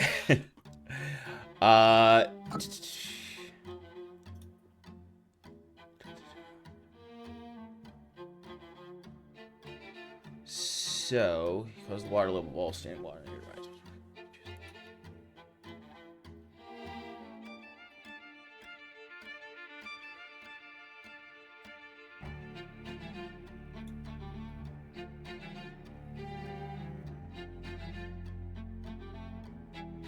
Wow, that's pretty good.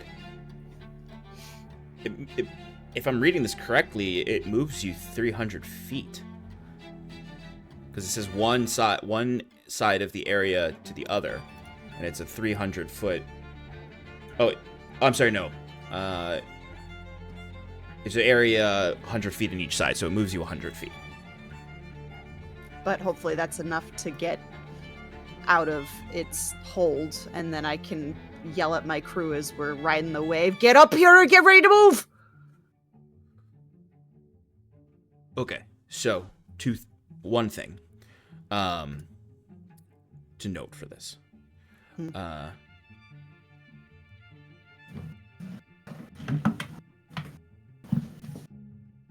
Fyrn is not on the ship. Yes. So you'd be leaving Fyrn behind 100 feet. She can fly. Too late. She already rolled. I can also fly. Yeah, that's true. Also, I'm pretty sure he would be hit by this wave. Yeah, that's what I'm trying to read. I think in my mind it would hit Fyrn. So he'd come with us. Yes. It doesn't technically say that because it's but I'm assuming if a huge vehicle is moved by it, Fyrn will be moved by it. And also the guy under me. Correct. Right. Okay. So, what does this look like? Ah, beautiful is what it looks like. So let's see. I'm watching, things starting to burn. I'm seeing people hurt and, realizing we need to get out. So I'm going to let go of the helm and I'm going to kind of like reach down and pull up. And as I do that, the ship kind of like goes down a little bit and then up as this 20-foot wave appears. And then I'm just going to like swipe my hands to the right and away we go. Kind of like a waterbender, if you will. I will. I don't get that reference. I get that reference now because I'm on the last season now. Okay, so the ship is moved. Fyrn, you're like ready to like smash this guy's helmet in as you feel the wave hit you and start carrying you with the ship next to it. Fyrn is basically surfing next to the ship on his fly spell. Back there and I'm just riding. And you all get 100 feet away from the fight. It does take you out of the radius of their effect on the ship, so you can feel the breeze again. It starts to whip the flames around.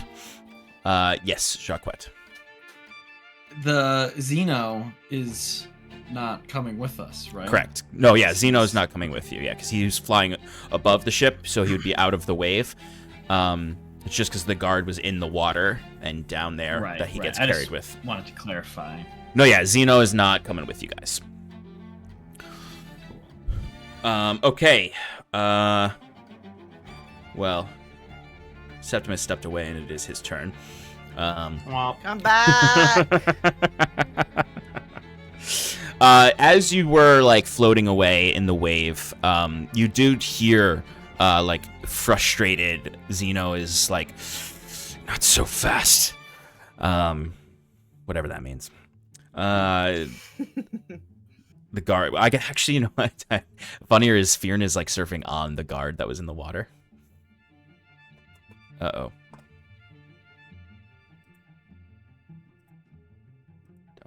Don't do this. Uh-oh. Everybody home? There we go. Okay. Okay. Phew. Everyone's back. Oh, We're back. Yeah, we're Now? back. Oh, thank I God. thought did I Okay. break something? Yep. yeah. Did it freeze for everybody? It Yes. did. Yes. Okay, but so you it was a did- Discord you thing. didn't. Yeah. Or Yeah. On stream, you didn't. Well, On yeah, stream, because you're the just stream like, is localized, so I was just like, uh-oh, don't do this to me, is all I said. I thought my internet was doing it. Okay, Septimus, you're up. Sass has moved the ship 100 Yes. feet away. Is there anything I could feasibly even do? So, where you are, Xeno is still 100 feet away from you. Like, if you have spells that you can launch within 100 feet. And there's also a guard in the water. While you guys were frozen, I said it would be funny if Fyrn was actually surfing on the guard. Yeah. So, Fyrn's just, or not Fyrn, sorry, Xeno. Xeno. He's just floating. He's just floating there, yeah. Is it safe to assume that he's using fly, and that's what's allowing him to fly? Something is allowing him to fly. Yeah. He did not seem to have to roll concentration though on it when he took that brunt of damage from Jacquette. So it's not a concentration effect, but it is some kind of magical flying. There's Halcyonic elves don't innately have a fly ability. Yeah, no. Of course. I'll attempt to Dispel his flight magic. So that he just whoop in So he the just water. falls into the water. He'll be Love fine, it. but like, But just like to I would show, just- like, a little don't more fuck distance. with iron and mana. and also just like as a fuck you. Yeah, I love You it. can, since fly or dispel magic is 120 feet. Just like I saw.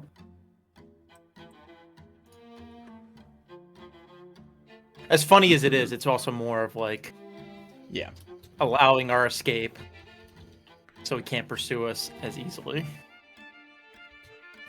Okay, let me just check the range on one thing. Okay, he cannot counterspell you, so you can cast this.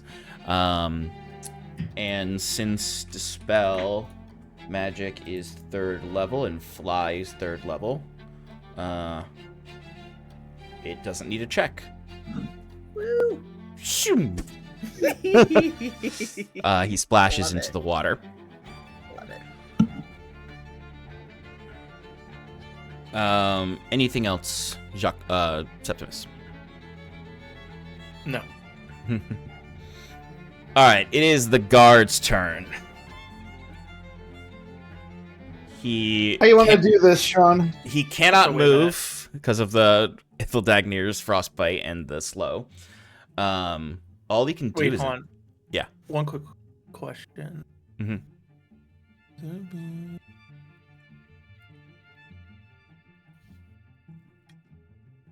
Yeah, no, never mind. Am I allowed to retroactively roll the booming blade damage? Because I called it and I used the spell slot. because good, you I used a apologize. spell slot, I will allow it. I lied. It was a cantrip. Oh, fuck. And I'm gonna say no. But this guard will very meagerly attempt to fight for his life. Okay. He has disadvantage on his attacks. Oh, I know. I don't think that would have hit anyway. Yeah, that his first attack misses. Second attack misses as well. And third attack. Does a dirty 20 hit? A dirty 20 would hit, yes. Okay, so he'll get one attack off on you.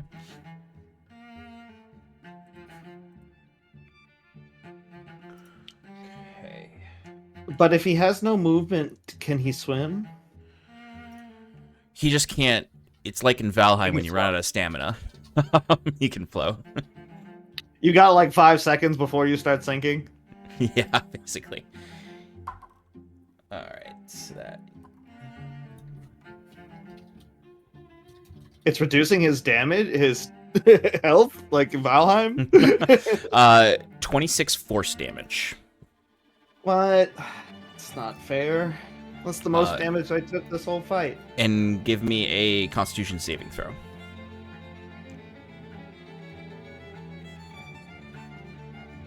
$21. You pass, so you are not stunned by the stunning effect of these blades. Okay. Fyrn, you are up. I do the thing. Give him a big smooch. Yep. With my freaking maul. Maul of smooching.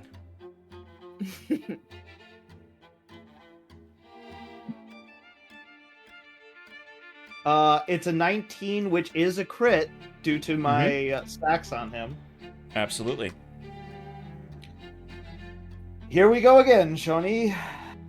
17 bludgeoning damage plus 24 bludgeoning damage. Oh, it's right. He's not resistant anymore, so I'm not even gonna have you roll. How do you do this? Yay. Nice. I grab him by his, metal breastplate, and I like pull him out of the water, and I just take the back of the Ithildagnir and I just like shatter it right into his nose. And then I spend the rest of my turn flying back up onto the ship, and I drag him with me and throw him on the deck. Okay. Yeah. So you guys have a mangled Halcyonic guard on deck. Could I have made sure to like take his like weapons and stuff before he dropped them? He Or- didn't have physical corporeal weapons. They were magical Oh, weapons. they were like laser beam. What about his cool ass armor? His cool-ass armor is pretty beat up, but it is there. Cool ass. Still pretty cool. The helmet's a little dented. There's a lot of blood spurting out of it. I went in. I used the end of the thing, so I wouldn't smash it too bad. You know, I just got inside You of the. still crit on it, and would have dealt likely 100 damage. That means that was an extremely accurate crit. The Ithildagnir is a lot of things, but Not a precise finesse. is not one of them. That is very true. Okay. I killed a creature, so I could technically do a bonus action. There's no one to attack unless you want to mangle the corpse more. Could I? I can't use an attack to like put out fire or anything, right? No, because you already started your attack action. Did he reduce the enemy to 0 HP within 10 feet of me? Not within 10 feet of you. Okay. Yeah, I guess that's my turn then. I could use the rest of my movement, I guess. Once I Yeah. get him on the deck, I will head towards wherever there might be flames. Yeah, the to- flames are primarily on the front of the ship and then also on the back of the ship. So it's like the first mast is on fire, and the wood of the front of the ship moving down towards the water where it hit where you were, and then where Sass is, like Sass, you're like surrounded by flames. I see Sass is surrounded by flames, so I figure she's got that covered. So I go to the front of the ship. Okay. I used my control water spell. Jacquette, you're up. All right. So Zeno has dropped into the water. Probably can't see him. If not from where you are, but at the head of the ship, you would be able to see him. He's only 100 feet away. Right.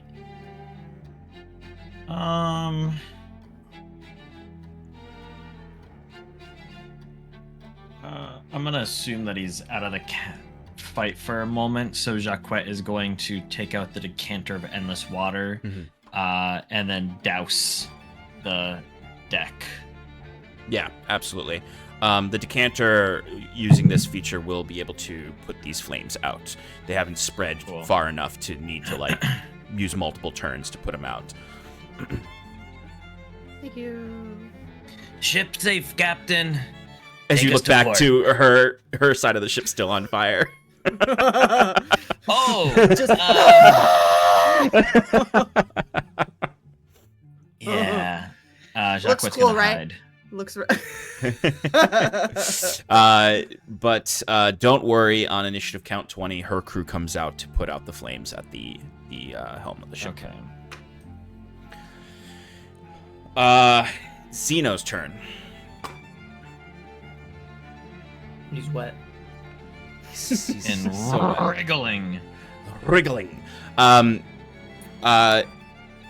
Septimus, you're still at the head of the ship, so you're still watching him from where you cast that, and you can see he does struggle to stay in the water, but he is clearly doing something, and you can see that he's wading, and one of these gauntlets comes up out of the water, and you can see it starts to be covered in these arcs of lightning, and it starts to steam the water on it.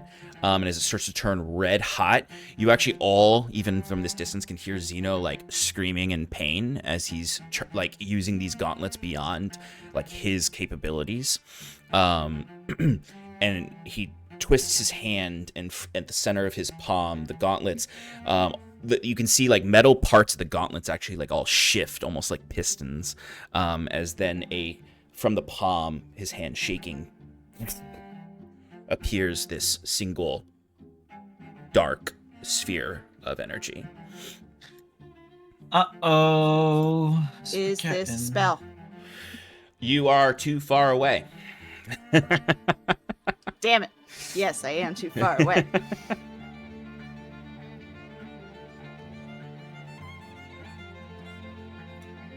In a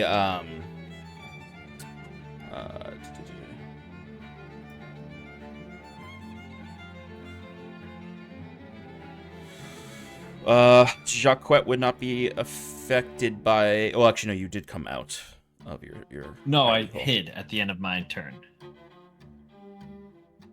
Oh, okay. You went back into hiding. Yeah. Okay. I mean, where? I guess I'm asking, where did you hide? Oh, probably in the captain's Okay, quarters. that's what I wanted to know.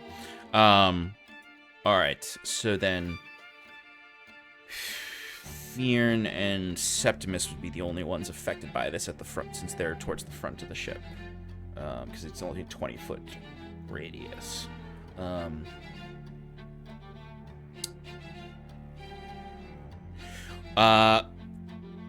On the ship is suddenly, it just appears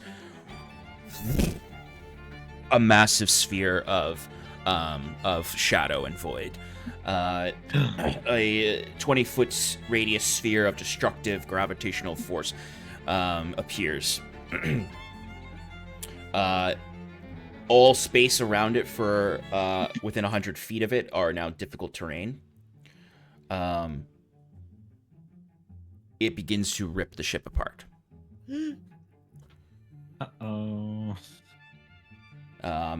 And Fyrn and Septimus are inside the sphere. Getting ripped apart?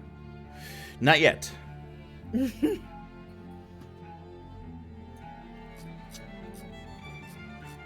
All right. That is Xeno's turn.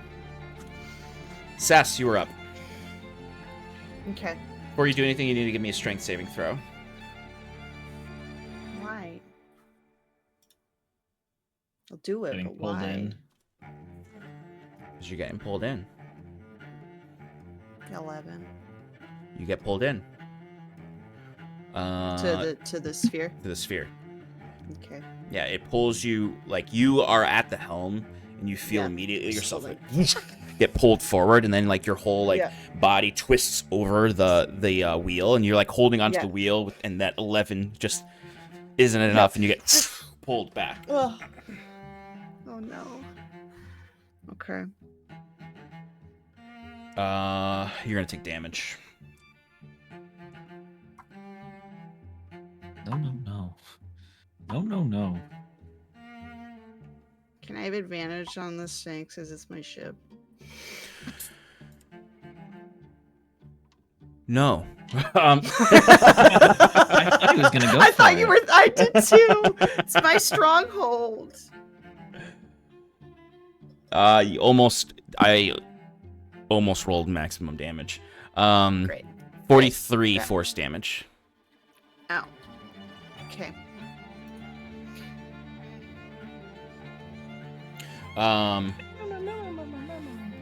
And you are considered restrained until you're no longer in the shield. You can use an action on your turn to do a strength check again against the spell save DC, which would end the restrained condition on yourself or another creature that you can reach. When you're no longer restrained, you can move out of the sphere. Can I still cast?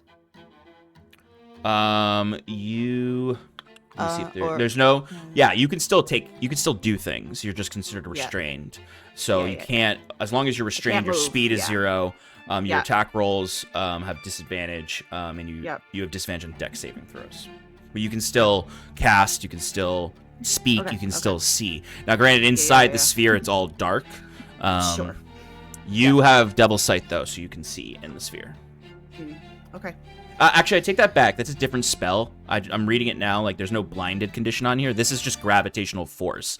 I'll say for the visuals, I'll take back that big sphere. The little sphere is at a point here, and everything is pulling you towards that little sphere.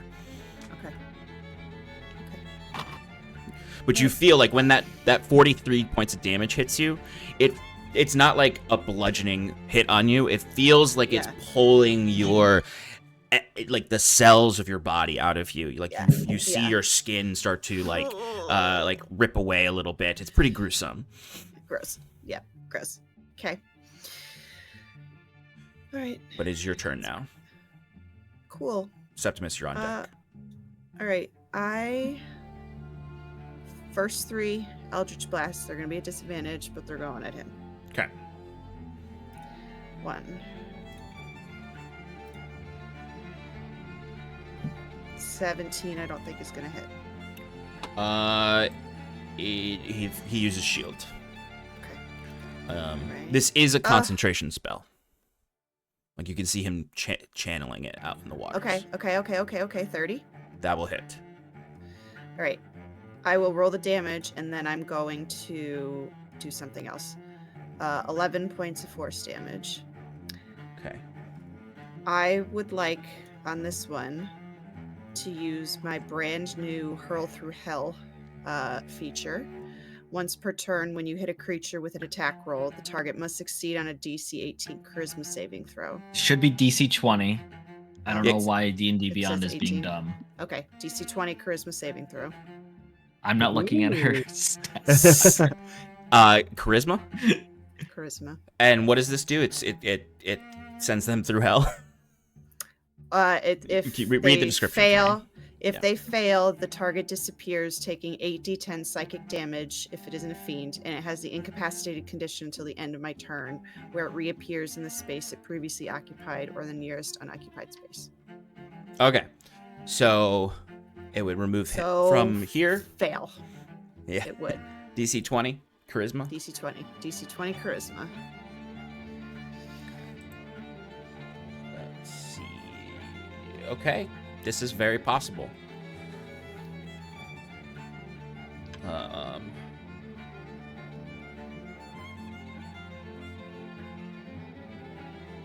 He got a 17. He failed. Hey! Excellent. So let me just roll that 8d10 psychic damage. He disappears, which I really hope is going to break his concentration on this. 1, 2, I would imagine it would. 5, 6, 7, 8. That's going to be 44 points of psychic damage, and he's incapacitated until the end of my next turn. He's incapacitated. Yep, How much damage was it? 44 psychic, and he's hurling through hell. I imagine Rose just beating the shit If out you of him. become incapacitated, Yes, your I was concentration just is broken. looking. I was just looking that up. Hell yeah. So- So I imagine as I'm like flying over the helm to the deck, I just cast this and then funk onto the deck. Yeah, 100%. Excellent use of that. Yeah, so like, yeah, you're like standing there, you're like struggling to stand up as this bead of darkness is pulling your atoms into it. As you cast this or you use this feature, and he's in the water, this like red hot gauntlet burning his arm entirely. Like he is taking damage from concentrating on this spell. And then suddenly just in a little burst of infernal flames, he vanishes and the whole ship stops. Your first mast has taken substantial damage. As soon as it goes away, you hear a split. Watch out! As the mast collapses. Don't worry, I'm down. safe. The flames are out. You're down one mast. But there is no ravenous void consuming your ship anymore. Excellent. That void magic, if you'll allow me, just from visuals, does it look akin to the shadow magic that Dalen used, or is it different? It's different. It doesn't have the same features of the shadow magic. It is more like gravitational magic than it is shadow magic. Cool. And Septimus would have seen that there seemed to be an effect of his gauntlets that allowed him to cast that. It wasn't like a spell that he just had prepared for this day. Fair. I don't know what kind of shadow magic they got over there. It's not. It doesn't matter. Me? Nothing's better. Anything else in your turn, Sass? You're muted. That was my action. So I'm just trying to get the ship.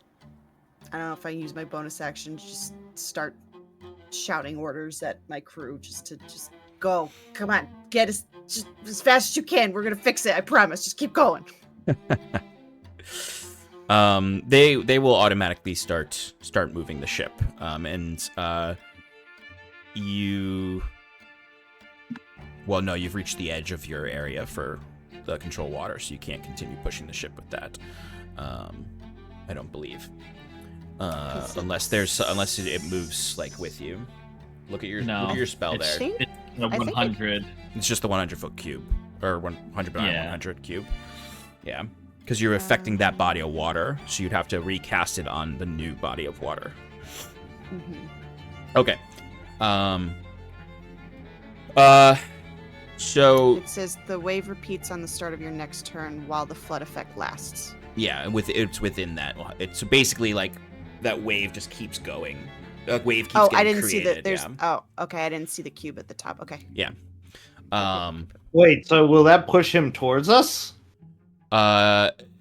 Technically, once he was in the water, it would have, but that but it doesn't matter now. He's in hell.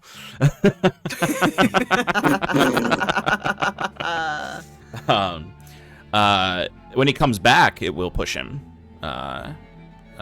towards the ship. Technically, when it was at the start of Saskia's turn, the wave So yeah, happened, so I guess he would have actually been pushed. So he would have done all this like right below the ship. Which does create some issues that I'm not going to get into because I like what happened. Because I just realized based on the point that it was in, like technically Sass, you would not have had line of sight on him. Because he would have been Devil below. sight. I can see through the wood of my ship. Nope, it's not wood sight.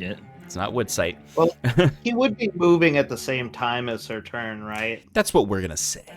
Because I don't want to relitigate that very cool moment and the excellent use of a new feature. But it actually does make things a little more dangerous because that means that when he comes back, he will still be where you are. Sure. But hopefully he'll think twice about messing with us because he sees how powerful we are. When does he come back, Sass? At the I think it was like instantly. End of her next End turn. of my end next of her next turn. So, Okay, so he'll yes. he'll lose out on his initiative for the next round. Yes. All right. So Sorry. Septimus, you are up. Is there anything you want to do in potential preparation for him coming back? The ship's going to be pretty slow moving, given the damage it took. So like he'll still be within threat distance on his next turn, or at the end of Sass's turn. Back to kind of what he's done in the past before. Can he help fix parts of the ship by using fabricate/mending? Not fabricate, mending really.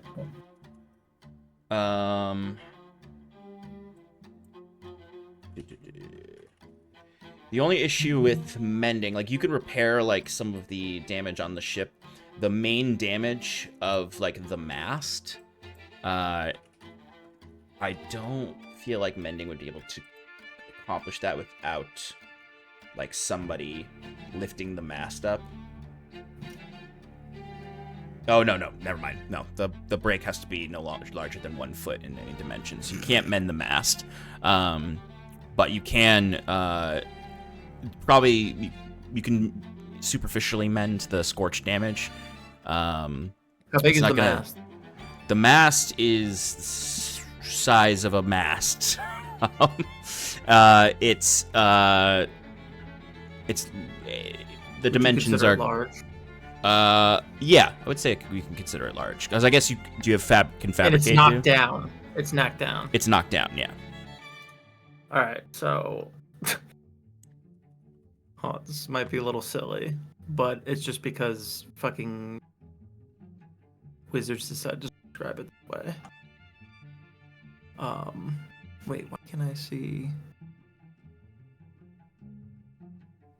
Good lord. I bought. Convert raw materials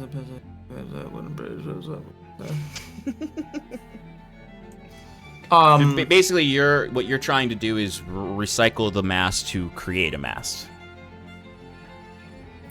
Is that possible? Or what I was going to say was... Yeah. It's like a little more janky. I'm going to cast animate objects. That's also what I was thinking that you were going to do. And the mast is going to sprout 2 legs. And it's gonna sit on the mast, and it's just gonna stand upright, and then I'm gonna have it position itself and squat down where it's supposed to be. I love the visuals. I think that actually makes more sense given the size of the mast than fabricate. Stefan. I hate to do this. Mm-hmm. So don't. Do it. 2 concentration spells. Can't do that. The banishment. The banishment, yeah. But if he comes back, he'll just boop, right into the water. No, That's fair. You could drop banishment. Could drop banishment. He's 100 feet back. And pretty decently on health. Yeah, he But only he's took gonna 12 go- damage. He's gonna get a tidal wave ride straight towards us, probably. Right, that I too. can concentrate. Twice. Did you just whisper, why can't I concentrate twice? No, I said I can concentrate. No, I don't think You're you not. can. You're not Wiswick. Yeah, don't you remember you said when Machina talked to him, Yeah. he shared the secret of dual concentration. Of Yeah, he splitting can your split his mind. He, He can split his yeah, attention. the His number alma one mind and his most machina mind. game-breaking mechanic that you can alter in this game. Yeah. All right, Is there we're a ahead right mechanic now. that alters Septimus it? is feeling kind of good. He's gonna do it. He's gonna break banishment. He's gonna. Okay. I like this Nice. mass thing. Okay. I It's did. pretty funny. It's so on character. It's also for in Septimus. line with like the whole Machina thing, like you're turning this mast into a Machina, basically. Yeah. So, Right. to make this not silly, to match the very cool image we've created of Septimus in the last 2 sessions. Thank you. Again, I was going off the description where it And says I have a way the to make damn it- thing sprouts legs. Yes, and legs can mean many things, and I have a way to make it not weird. It's still weird, but not silly, like a little, like literally a cartoon set of legs, like shaking, and then like popping itself up and wandering over and squatting like over a hole in the ground on the mast. The cinders around Septimus all kind of gather on the downed mast and form this mesh weave of mechanical parts to basically create like 3 chunky robot legs on the bottom that are like spider-like almost, similar to the spiders you fought in the harbor. And it's able to lift itself up and crawl and lock those legs onto the stump that it was the mast. So it is, and then like it doesn't mend, but it latches into that so that it is also effective and operates as the mast should. Cool. That's Okay. a good use of animate object. It is. Animate object only ever used when you guys are at sea. Yeah, wait, where are our barrels? Don't we have a stockpile? Well, we can't. We We can't need because that was the barrels. old rules. The old anime Yeah. objects, they were able to float, and that's how we were able to blow the thing up. It wouldn't work anymore. Man, we should cast fly in some barrels. That's really what we were missing out on in this fight. Fyrn, it's your turn. Oh, cool.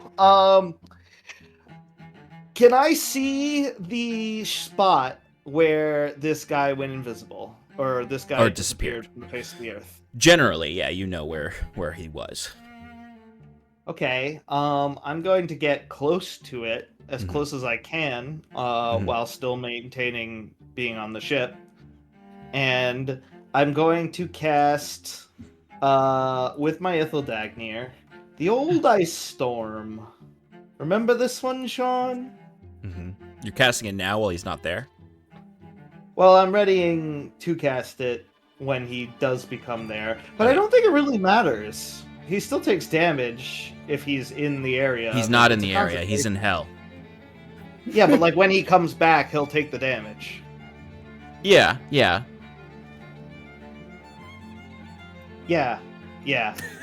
What? What do you? Yeah. No. What? Yeah. What? That's not. Read the spell. Okay, it is before- instantaneous. Yeah, before you start. Yeah, this is not a doing concentrated things. spell. Oh, I thought it was. Well, I ready an action to cast that when he returns. There you That go. makes sense. Okay. Jacquette, you are up. Initiative order. Mhm. After me, it goes. Xeno, Sass, Septimus, Guard now, and Fyrn. Okay, cool. All right. So Jacquette is going to. Dicks. That I'd have more time. So I'm hidden. Weirdly enough, I don't have something to do on my bonus action. So I'm just going to move up. Mm-hmm. No, I'm gonna hold on to that. So I'm gonna move up to the edge of the ship. I guess if Yeah. I need to dash, I could Yeah, do you- that you to would. get the range. I could also just feel any. I know. I I guess it's. Oh no! What I am gonna do is actually I'm going to drink a potion of healing There superior. you go. There you My go. bonus action. So that's 8d4 plus 8. Excuse me while I do this. 25 plus 8 Nice. is 33. 33. All right, so I'm not bloodied anymore. Jacquette, feline agility, rushes up, readies an action with Samari pointed over to attack Xeno when he arrives. I should be hidden because Yep. I hid last turn. Yes, you'll be yes. good. I will also. I don't. This is the weird thing about the module, or the module is technically says that you expend a charge to make an attack with the armament. So can I use that with a readied action? Yeah. Okay, cool. So I will have it readied with the dazing strike. Excellent. Okay. On initiative count 20, the crew prepares to move, unless Sass has something else she wants to do. Yeah, it's selfish though. I recover my spell slots. What a warlock. Pretty nice. Also on initiative count 20, the dreadnought will act. So. No, we blew it up. We got away. Oh, I forgot. The mast flew into it and blew it up. The old mast fly. blow up. old splody mast. You see several of those ports open up on the side of the ship.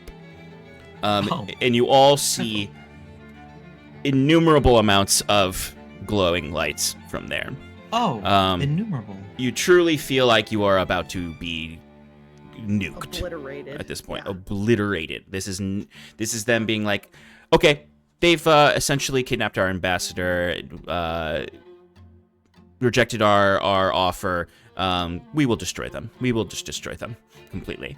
And then Hyven will be next. So as these all start to charge up, you see them fire. And as they're coming, you all feel the earth shake and a massive wall of stone, the length of the entire dreadnought, just and you all see the explosions hit behind it as fire and light darkens the sky.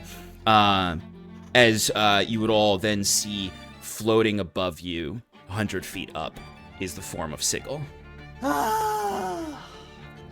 And not to stop his godly powers, he then sort of waves his hand around, and you watch that wall that just formed up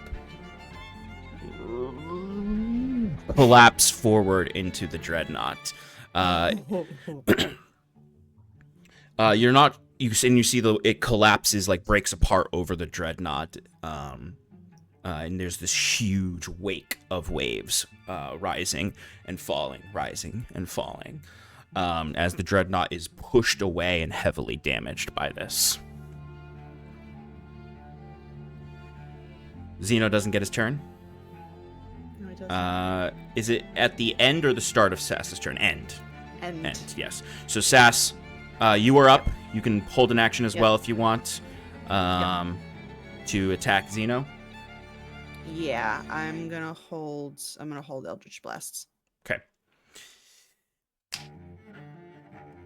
Zeno is back, and a guard gets waved up. So there's Zeno and the guard in the water below you all. You can unleash your attacks and your Ice Storm on Zeno. The Ice Storm could actually also affect the guard based on the spacing. Cool. Nice.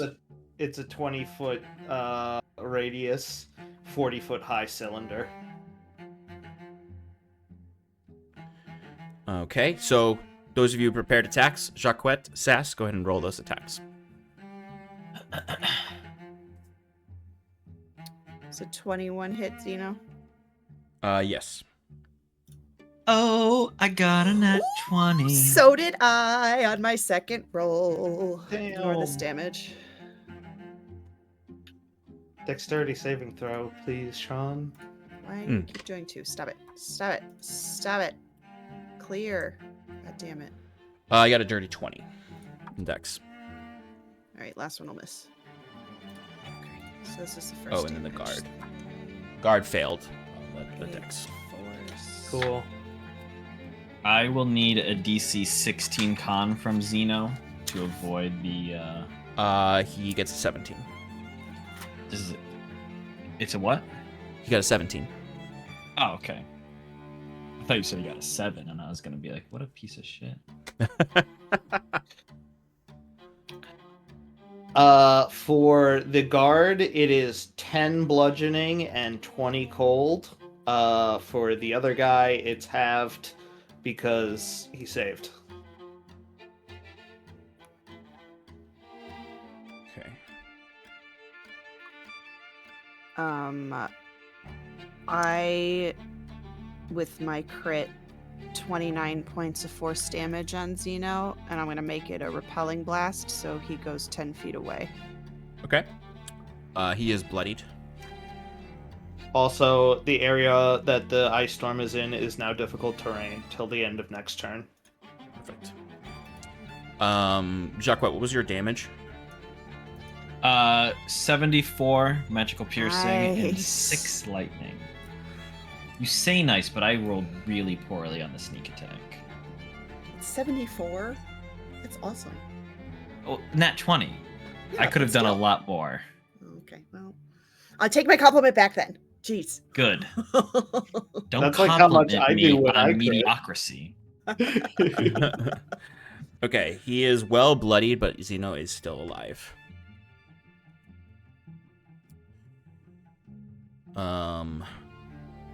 Septimus, you are up.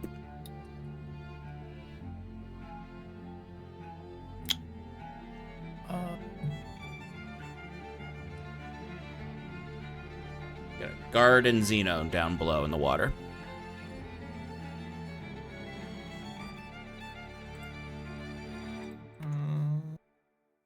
Are we not fleeing it? The I ship's don't not think moving. we can flee fast enough Yeah. to Yeah, like you matter. the ship is gonna move, but like they're still gonna be within like striking distance of you. And they're in the water. Yeah. And they they've been in the water because of a series of events. They both can still get out of the water. They still both have the ability to like fly or teleport.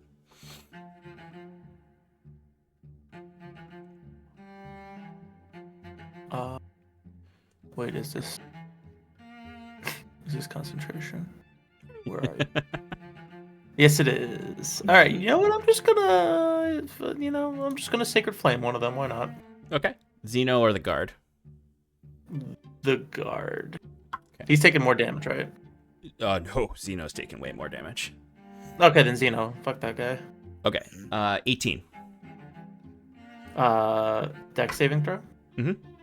Does not pass. Roll damage. 21 radiant damage. It's nice. Nice. It's not enough, but it's nice. Sass. Jeez. Guys, only only I'm back allowed for to come out with the shitty takedowns. It's my thing. Okay. The guard is up. The guard is going to struggle and swim over to Xeno. And grab him. And Xeno is going to be like fighting him though, like with this like steaming gauntlet that's no longer red hot. That like, you know, it's like the Infinity Gauntlet after Thanos snapped. It's all singed and indented. He's clearly like filled with a vicious rage towards the party, but the guard grabs him and dimension stores them back towards the ship. You know, that means we could dimension door after them. Is that what it means? Release the Fyrn. I don't know if I can take a whole ship, guys. As much as I want to try. I imagine though that you were going to take this opportunity to go back to the shore. Yeah. Okay, so I think that's where we're going to end tonight, since it's pretty late. But you did successfully fight off the ambassador's crew, and Sigil did come in time to keep the ship from killing us. Exploding. Yeah, the second that Xeno lost control of the situation, the ship was like, well, it doesn't matter. We're going to kill Xeno and that guard too with these fireballs. You know, and it would have been like 50 fireballs launched at you, basically. Okay. You know, if I succeeded on all those deck You saves, technically could. I would have taken. We would have sat here for the next 15 minutes just rolling each of the 50 deck saves to see if Jacques is the sole survivor in the wreckage. Which would have been pretty cool, actually. Kind of sad. Kind of sad. But anyway. That's it for us tonight, friends. Thanks for hanging out with us. Catch us next week or wherever you are on the internet. And we'll see you all soon. Bye. Bye. Peace.